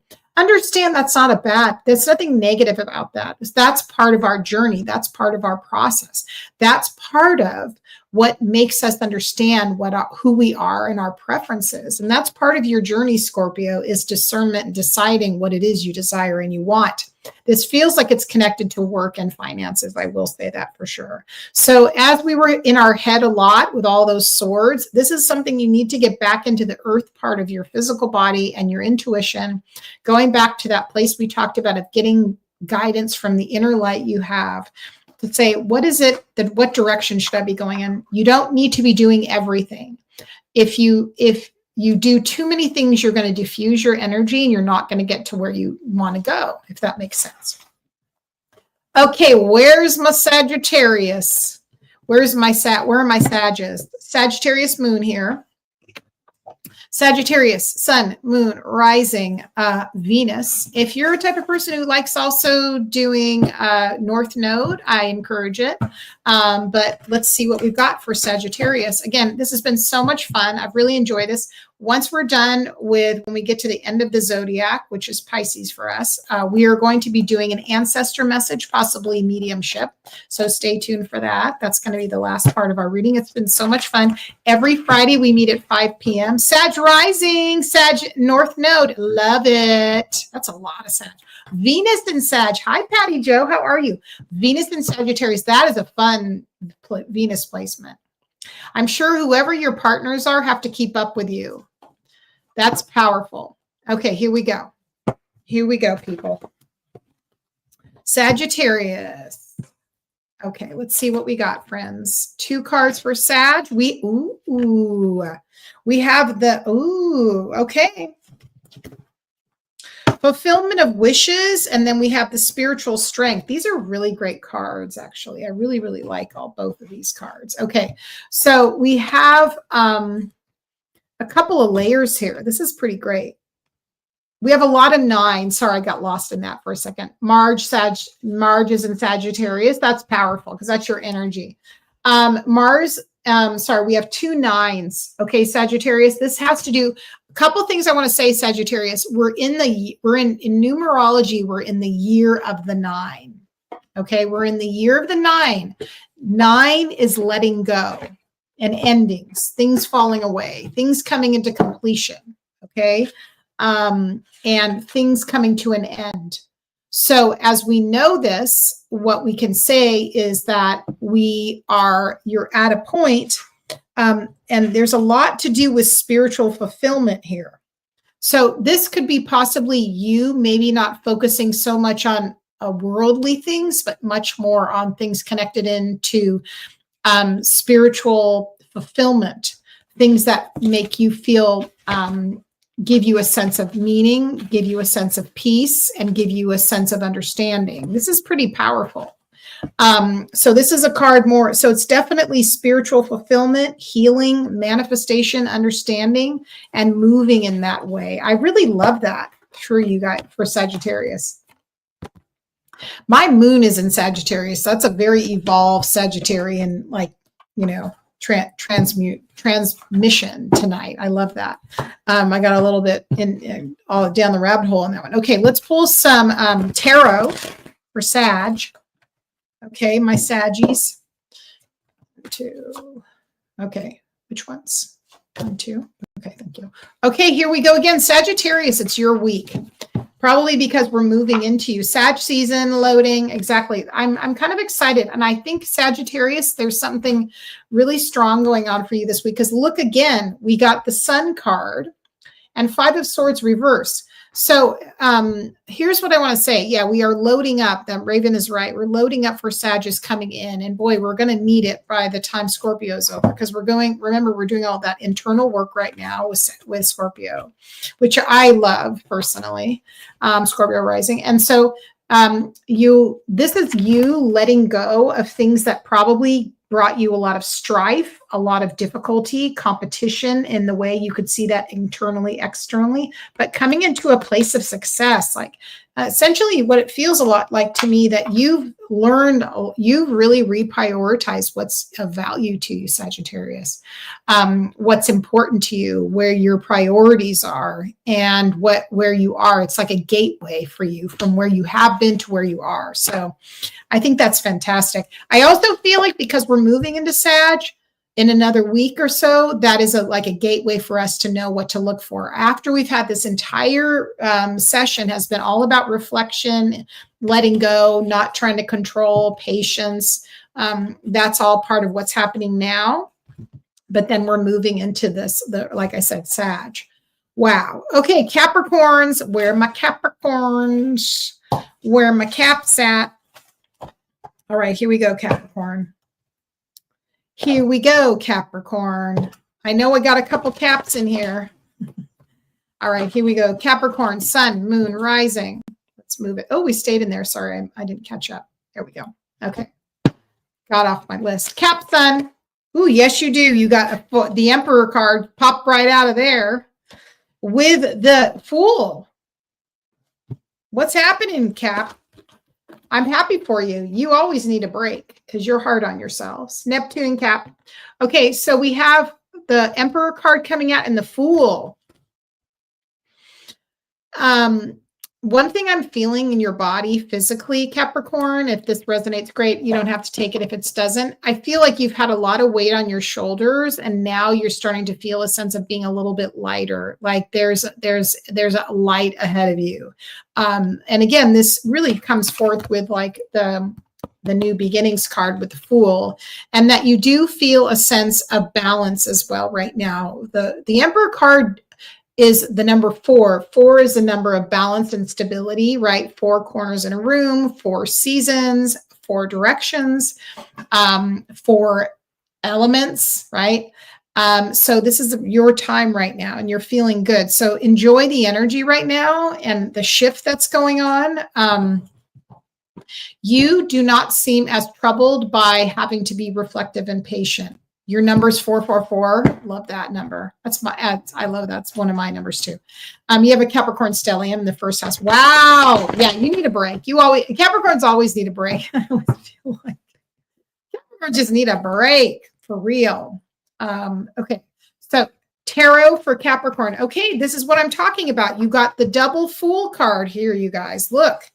You got the Fool card here. You got the Fool card here. So it's definitely a new chapter, double Fool, okay? With the Sun card, which is showing, again, happiness, authority, success, things working out for you. And I couldn't be happier for you. That's amazing. I mean, that, listen, we all know Capricorns, how hard you guys work and you beat yourself up often. So this is a nice change. This is a nice change. All right. Here we go, friends. We're moving into Aquarius. We love this for you guys. Here we come with Aquarius. Aquarius, Sun, Moon, Rising. Okay. Yeah, Raven's like, I've worked so hard to get here. Right? Exactly. Okay, what do we have for our Aquarius? We love Aquarius. We have the Empress. Okay, so a couple things, Empress. Hi, New Zealand. Oh my gosh. I have, I hope Emma, I don't know if Emma's here from New Zealand. We have 2 people from New Zealand.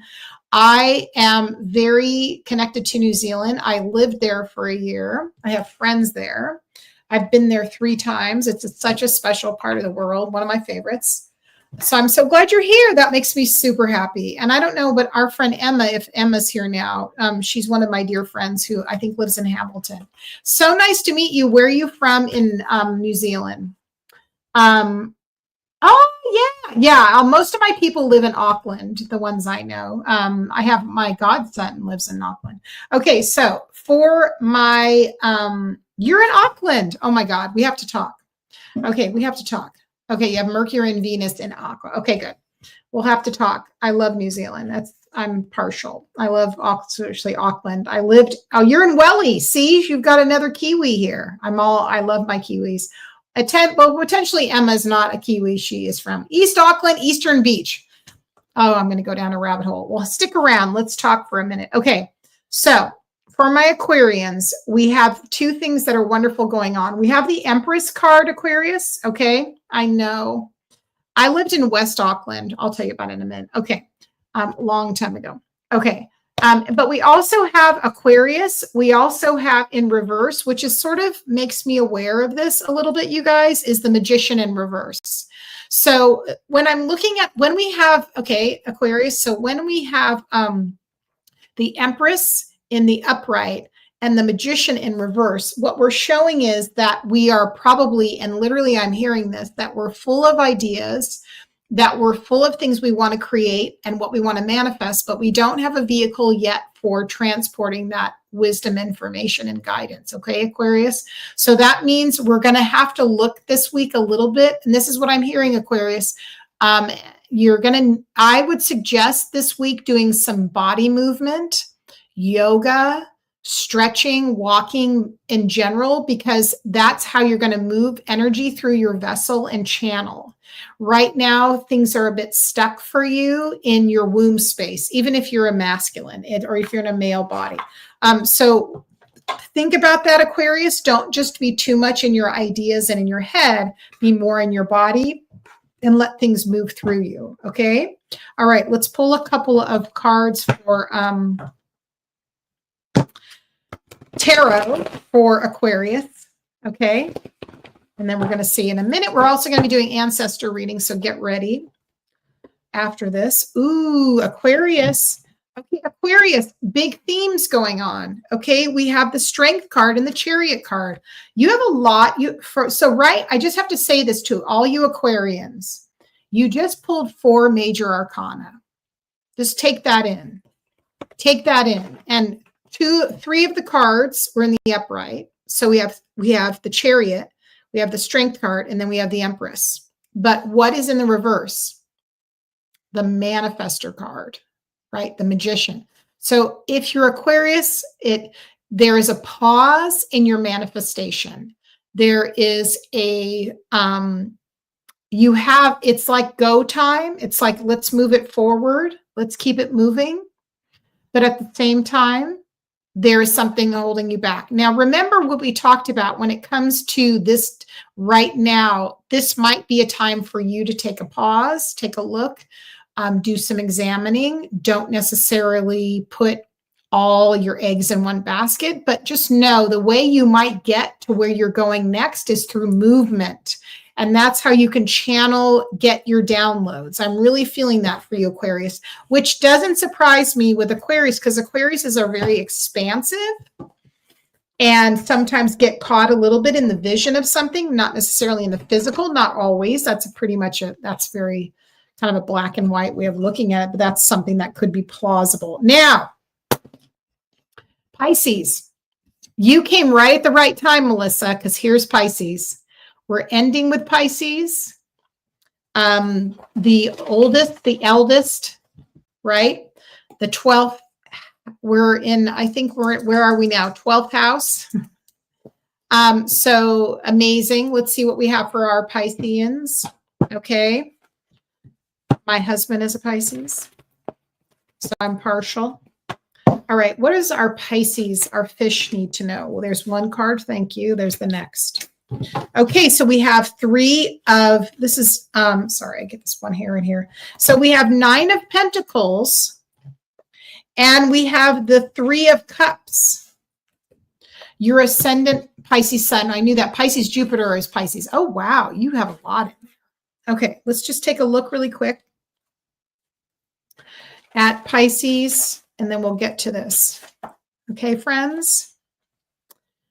3, 3, 3. Excellent. This really you're in a Pisces, you're in a good place.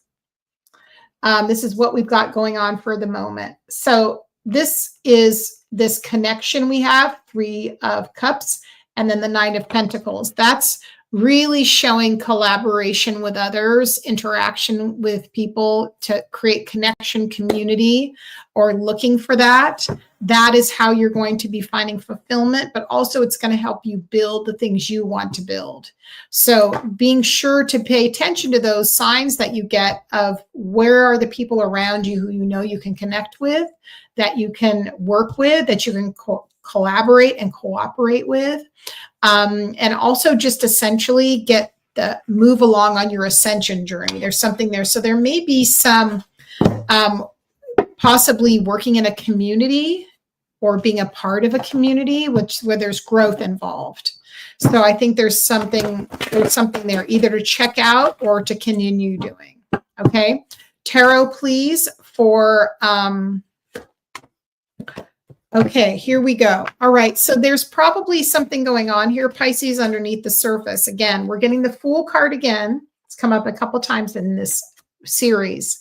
And then we have the 9 of Swords. So if you're feeling, if there's something tripping you up or keeping you in your intellect or overthinking when it comes to a new venture you have or a new experience, this could be connected again with others.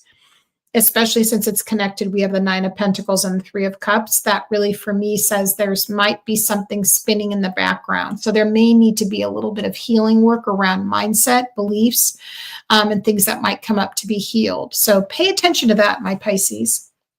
Okay, so that concludes. That was so much fun, like for real. Thank you so much. Those are our zodiacal readings for tonight. Now, the final thing we're going to be doing is a little bit of mediumship, okay? Because here we are, ancestor message, all right? Now, I'm so sorry. I'm so sorry about your friend. Oh, I'm so sorry. That's so difficult.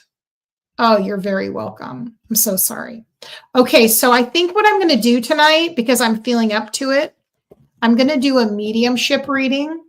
So let me explain that. Let me kind of talk to you guys about this. Most of you, a lot of you know how I do this, and then some of you don't. So let me explain this. So I am I'm a psychic evidential medium, which means that I connect with loved ones after passing.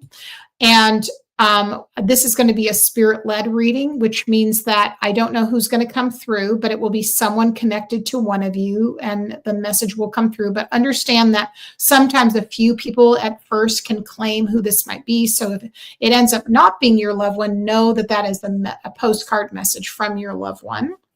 And now I'm going to really be relying on the comments here for whoever it ends up being for, so that we can show it on the screen and we can see who is coming through.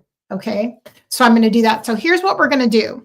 The first thing is, don't tell me who.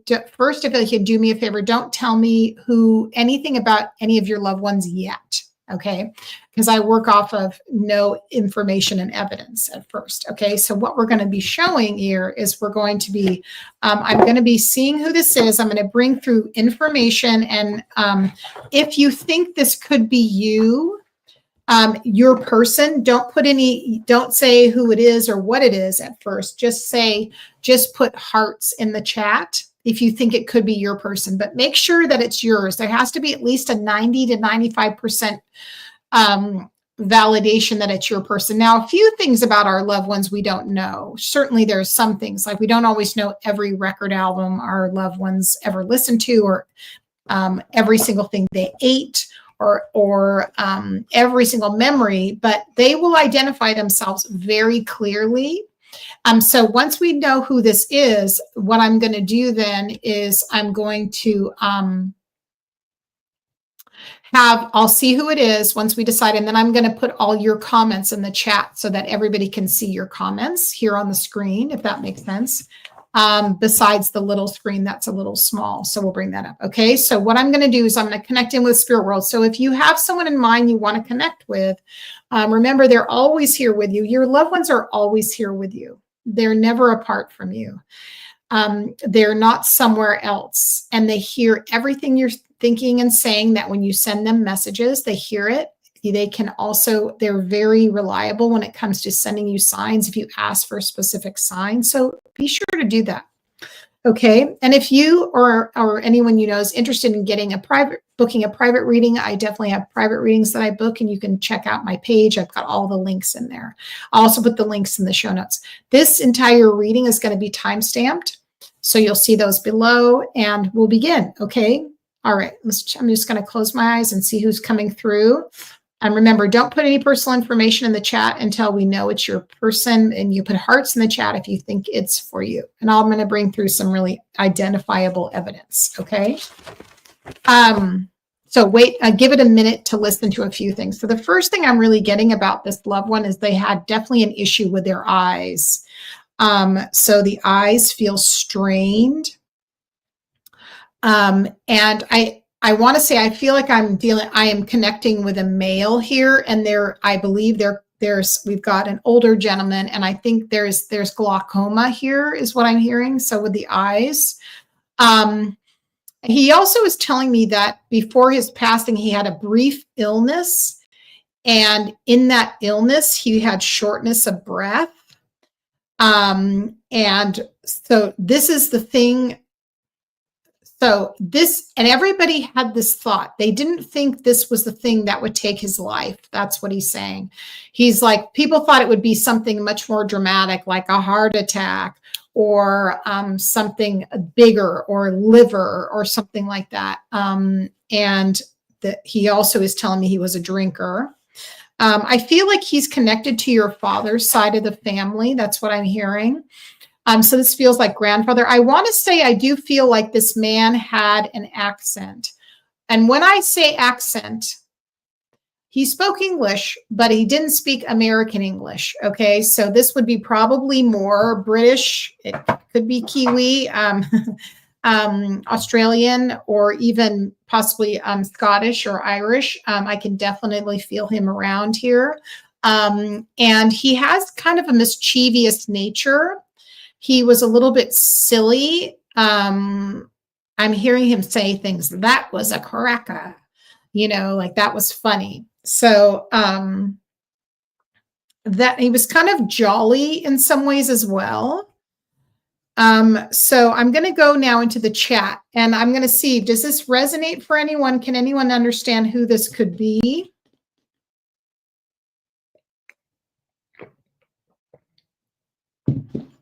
We'll see if we get any takers here. Definitely something with the eyes is what he's letting me know. And I want to say it feels almost like there was something with focus and being able to see. I also feel like my eyes probably got kind of bloodshot. And it feels a lot like possibly burning is what he's giving it, what he's sharing with me, if that would resonate for someone here in the audience. He also was talking about the make of his car. He definitely had an older vehicle. And Melissa's got a question mark. Okay, Melissa.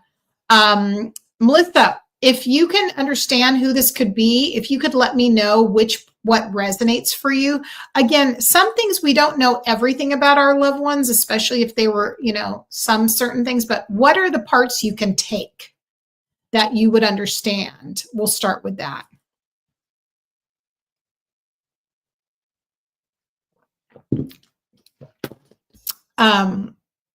So we'll start with that and we'll keep formulating it. And sometimes there are moments when we can't always take who it's for. Sometimes people come into the live and then they leave. Your eyes see fog. Okay, very good. Now, would you understand this being a grandfather on your father's side? If that makes sense. Oh, couldn't see. Okay, Michael says some. Okay, all right. Okay.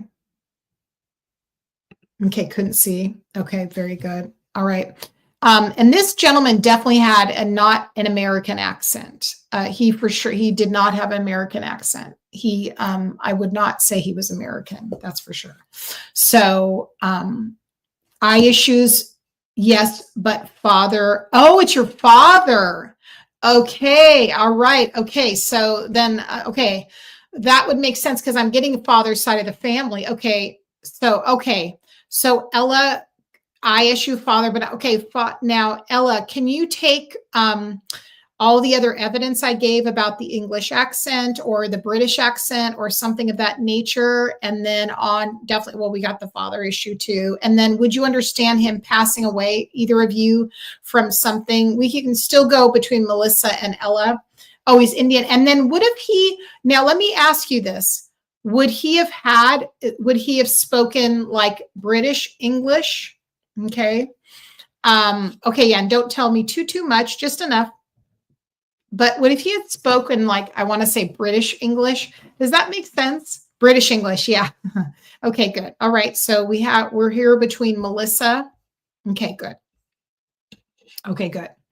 All right. And then we have Melissa too. So Australian English. Okay, good. So we have both people coming in. Good. Okay, great. So guys, hold on a minute. Don't tell me anything else. Either of you, just so I don't get any more evidence, but I'm going to sort of tell you what I see. So this man definitely feels like he had an issue with drinking. I have to tell you that. So there was something connected with alcohol. Okay, I have to be able to give you that. If this is resonating on a lot of levels, there's definitely what we call this is like a postcard. So, and I also definitely feel, just to be honest with you, for this particular one, Ella, I do feel like I'm seeing a man who is probably Caucasian in this case. So I wish I could give you that, but I can't because I do see him in the beginning and looking like he's probably about the age of 70, not resonating. Okay, but you definitely got, Ella, stick with me because I think you got a nice, we call that a message. That's just kind of like an overlap that would make sense. That sometimes spirits come through and they layer like that. So Melissa, would you understand the alcohol being something? And then I'm feeling like I passed away in my 70s for this gentleman.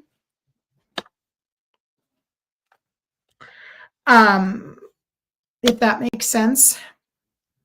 No, he was younger for me. Okay. All right. Okay, good. All right, so let me stick with him for a moment. I just want to see what I'm getting. So let's take away the age for a second and go back to a little more information. Would you be able to understand? He passed at 54. Okay. Would you understand the alcohol? And then would you understand the illness he passed from? Feels like you were surprised he passed from that and you thought it would have been something else, maybe liver or something like that. Does that make sense?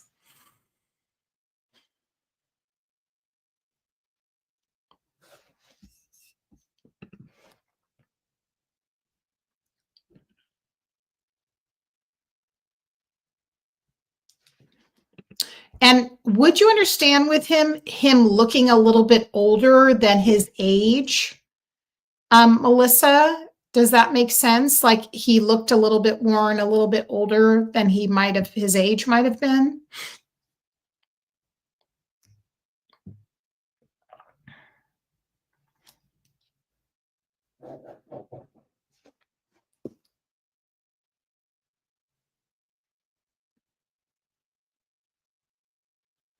I also want to talk about, I feel like he's telling me he had a little bit of, and he's referencing this, a bit of a split personality. Like sometimes he would be jolly and engaged. Okay, let me see this. Had illness before he passed, but it's not how he passed. Yes, he was in the sun for years. Okay, I feel like I'm with you, Melissa. I definitely feel like I'm with you. So when I was seeing the age, I feel like that had a lot to do with just in general with his appearance. So he looked older than that. So that would make sense. And then he had post-traumatic. Yeah, I get that. I feel that. And he passed from something that wasn't what you were expecting, if that makes sense. Thank you for saying that. Mood changes 100%. Like he was very much one of these hot and cold people. Like he would be fine and all of a sudden he would slip. So that was really something difficult. And then also, would you be able to take the part about the issue with alcohol? Would you understand that? Because I definitely feel like he's talking to me about liver. I also am feeling like there's a connection with him with an older car.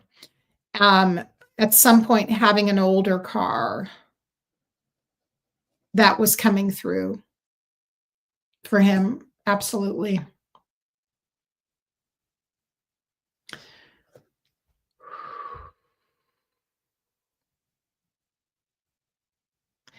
Also, would you understand there being, and this, remember, when you hear this initial, it could be either connected to you or to around you. Oh, drugs, didn't drink much. Okay. He was driving my car. Okay. Okay. I hear that. Now, let me ask you a question. Just let me come back to this for a second.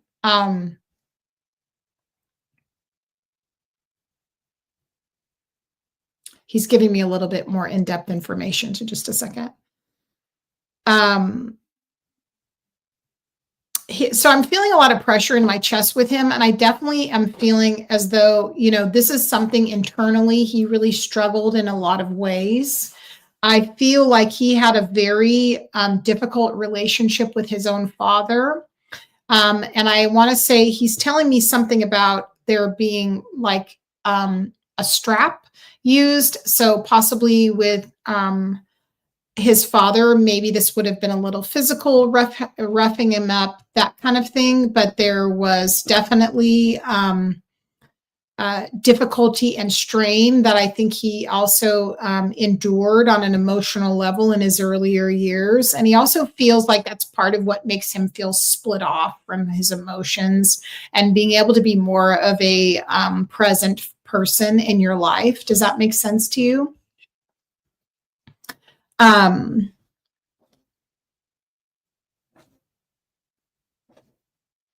He loved his dad who has passed also, not like his Oh, okay. So talk to me a little bit about the stepfather. Was there an issue with the stepfather, if that makes sense? Because there's some difficulty here with a male that's definitely in a father figure role that would have been more with conflict and combative. Does that make sense to you?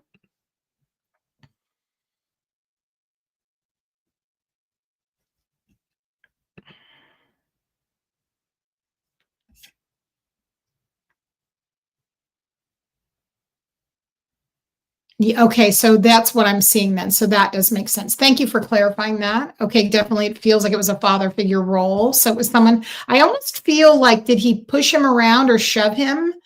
Because I'm feeling like I'm being pushed from the back, like in my shoulders. His stepdad drinks. Okay, okay. So that's where the alcohol thing coming in. And the other thing is, would you understand somebody having an H in their name? I'm hearing H. Would there be somebody with an H in their name, significant person connected to him or you? Does that make sense? H, I'm hearing H.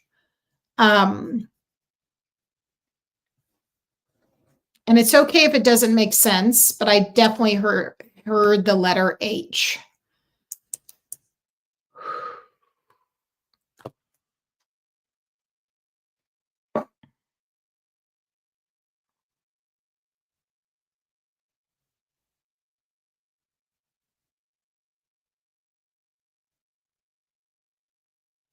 Okay. Your last name is Hall. Okay, that's it. I was hearing H. Okay, thank you very much. That makes so much sense. Okay, I want to bring you forth this message, if I can, Melissa, from him. I want to say that he's showing me this image of holding your hand or you holding his hand. And I feel like he's showing me an image of when you were small and he's holding your hand, like holding your hand crossing the street, holding your hand when you go to the park, holding your hand in general. And then would it make sense to you, you at some point, what you were holding his hand more so when you were an adult? This could have even been connected to, I don't want to try to stretch this too much, but I feel like, was this connected somehow to his passing, or was there something with holding his hand? Because he's showing me that very specifically. I also feel like he does come through in music. There's something with I'm hearing like a transistor radio. He's mentioning that. And some certain songs make you think of him specifically.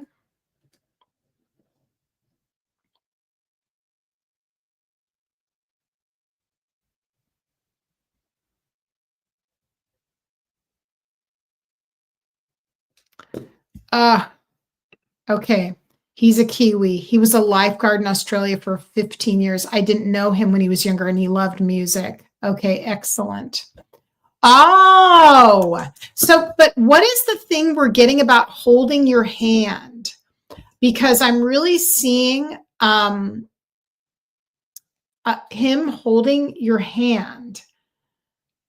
So I'm trying to understand what this image is he's giving me. This might just be something that you're going to need to investigate or look into, but he's just showing me a lot of images of holding your hand or holding hands.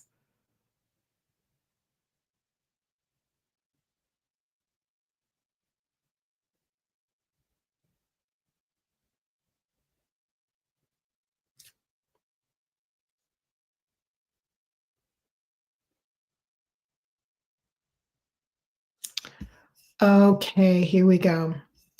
We met for the first time on 18th of July. We're intimate that night. He died hours later. Oh my God. Okay. Oh my goodness. Okay, I'm trying to process this. So let me understand this. Okay, let me understand what we're talking about, because I was thinking we were talking about your dad, if that makes sense. So I'm not sure in this whole process, all this evidence came through. For some reason, I was thinking we were talking about your dad. Let me just break this apart a little bit. So because a lot of this evidence is kind of overlapping. Would you understand some of the things I mentioned before about your father? Okay. Oh, okay. The thing I'm getting confused about is the part about being intimate. Does that make sense? So you are talking about your dad, but then we are talking about intimacy. So does that make sense? Can you clarify that point for me, just so I might have missed something in that whole experience?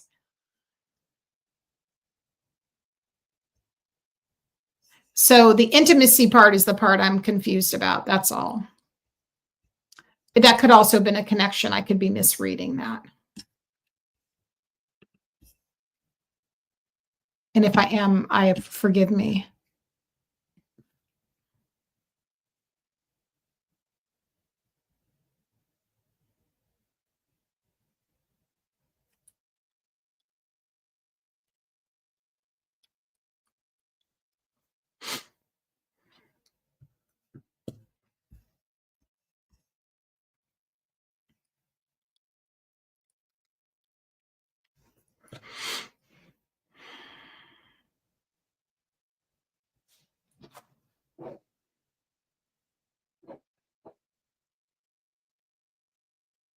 Okay, got it.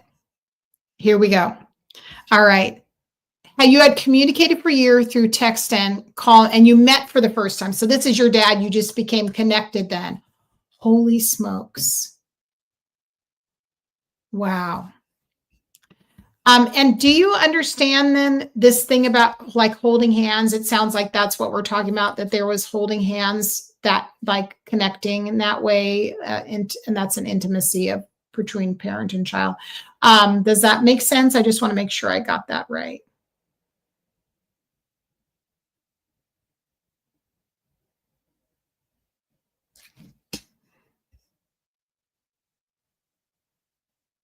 I definitely keep getting the thing about the eyes over and over and over again, for sure.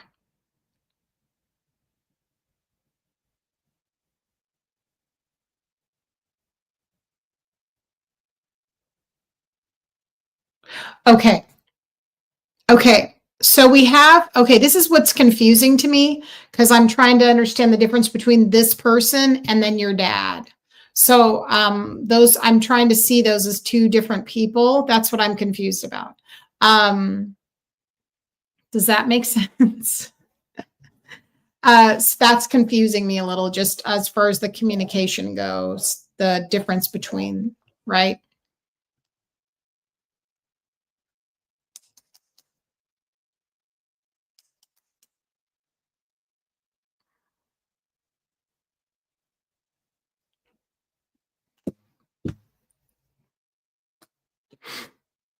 Yeah. Okay, good. So let me go back a little bit. Do you know when we were talking initially about the gentleman that I saw who was in the spirit world, the older man? Um, um, who can you take the evidence of that particular person? Because I definitely saw this person was older, and that he, and all these things. I have to kind of stick it to that evidence before we're talking about someone else. That's the way I do mediumship. Does that make sense?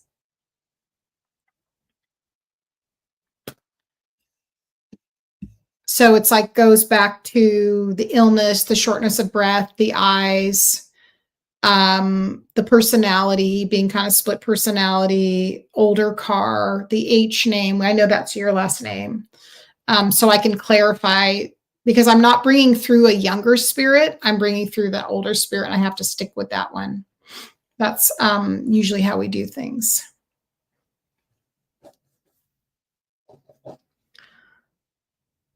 Oh, I know. No. Okay.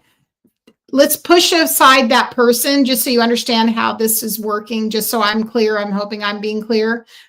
I was getting evidence about this person who was here, who came through, who was an older gentleman.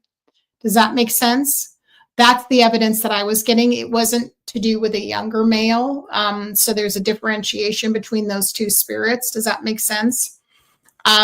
So because I'm not connecting with a younger male in spirit, or someone who probably would be your partner, I would say. I'm connecting with the older male, so I have to stick with that evidence to come through, if that makes sense. I know that they're two different spirits, but that's how I have to read it as a medium. Does that make sense? So remember all the evidence I brought through initially about the older gentleman? Does that make sense? And we were able to validate that evidence. Who would have that person been to you then? In general? Okay, the stepdad was a drinker, and then who was the gentleman I saw with like the eye issues, who had the shortness of breath? And then had kind of the personality things that I mentioned, and then the older car. Then I can bring through his message, if that makes sense.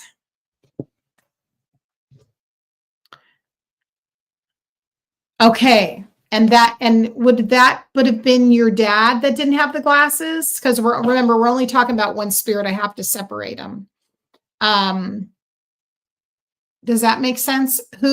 The person who had the issues with the eyes, that this feels more like an older person's thing. This isn't necessarily we're not talking about your friend who passed, unfortunately. Because when I'm reading a soul, I'm only reading one soul at a time. I'm not reading a bunch of them all of a sudden meshed up, if that makes sense.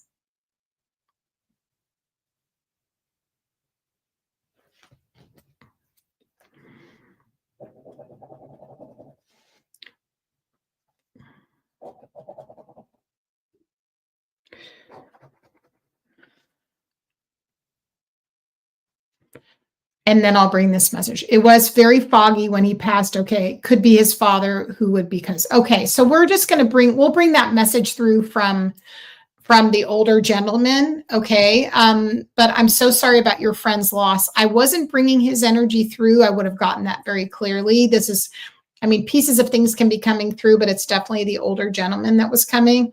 And so I'll give you the message from him. I hope that makes sense. I know sometimes it takes a while to get the mediumship figured out of like how we do it and things like that.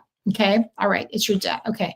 So the main thing I want to say to you, his messages, this older gentleman, is that he's really wanting you to focus on the joy in your life and being in the moment and being in joy. The word joy keeps coming through very strongly for you from this older gentleman from the spirit world. Okay. And also the thing I feel like he's handing you down, I think must be this grandfather figure. I feel like he's handing you an image of a wrench. And this is representative for him of a tool for you that can help you access, understand, and help you with different parts of your life.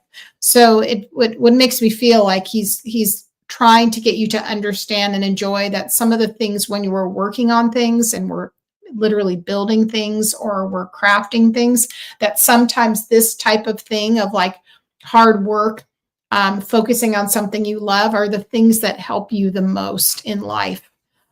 So it's okay. It's okay. We've got it figured out. It's okay. This is definitely, I don't move. So when I'm getting one person, and that's okay, I'll let you just take this. Because I'm getting, again, I'll just kind of go back to the evidence I got about, which is like one, who is the alcoholic? Okay. So I'll just give you the thing one more time for this evidence. I'm getting the eyes. I'm definitely getting somebody who looked like they were weathered or looking a little bit older. Probably they looked more in their early 70s to me, who I saw. Okay. There was a connection with them with the older car. I think they passed away of something that was not what you thought they would die of this, but they died of something else. That's what we went into. Okay, good. I'm glad that makes sense. I'm sorry if that was a little cryptic. Especially when we have a couple people on the other side, it can be blending things, but for me, it's one spirit at a time. But I totally understand. So I want to let you know, I feel like these gentlemen, these older men on your dad's side of the family are really trying to hand you tools to help you in your life, to like build a life that you want.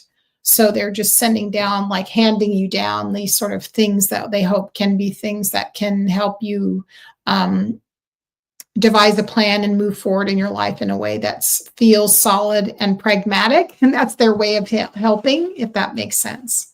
So that's their message. Sorry if that was a little convoluted. I know we had a few people that you always say you want joy in your life. I love that for you. That should be your word of the year next year, joy. So I hope that makes sense. So I'm definitely was sticking with the older gentleman. I know, and especially with the last name, your initial. So I hope that makes sense. Thank you, Melissa. Okay, everybody. So I want to thank all of you for being here tonight. I had so much fun. Again, this will be uploaded tomorrow with all the timestamps. So if you would like to be able to look at the messages that came through, again, this is what we went through tonight. We did the channel messages. This time we got a god, not a goddess. We had King Hades, which was an amazing message of patience, of letting things end and cycles die. We got a channeled Akashic Records message, which was incredible, which we got to focus on that beautiful golden orb of light to help us connect to the divine and get messages, wisdom, information, and healing. Then we had the zodiacal readings. I really enjoyed that. That was a really great way to do it, I thought, of just doing short little readings per person. And then finally, we did the mediumship reading at the end, which was wonderful. And we'll continue to do these. I think people tend to enjoy these. And we'll also do ancestor messages. So I want to make sure you guys make sure you subscribe to the channel, please. Make sure you watch a video in its entirety, comment, like, share. That helps my page so much. It helps me to continue to put out content and helps my channel. And I want to send you all so much love this weekend. I absolutely will. Thank you so much for that. Send you guys so much love. I will see you next week.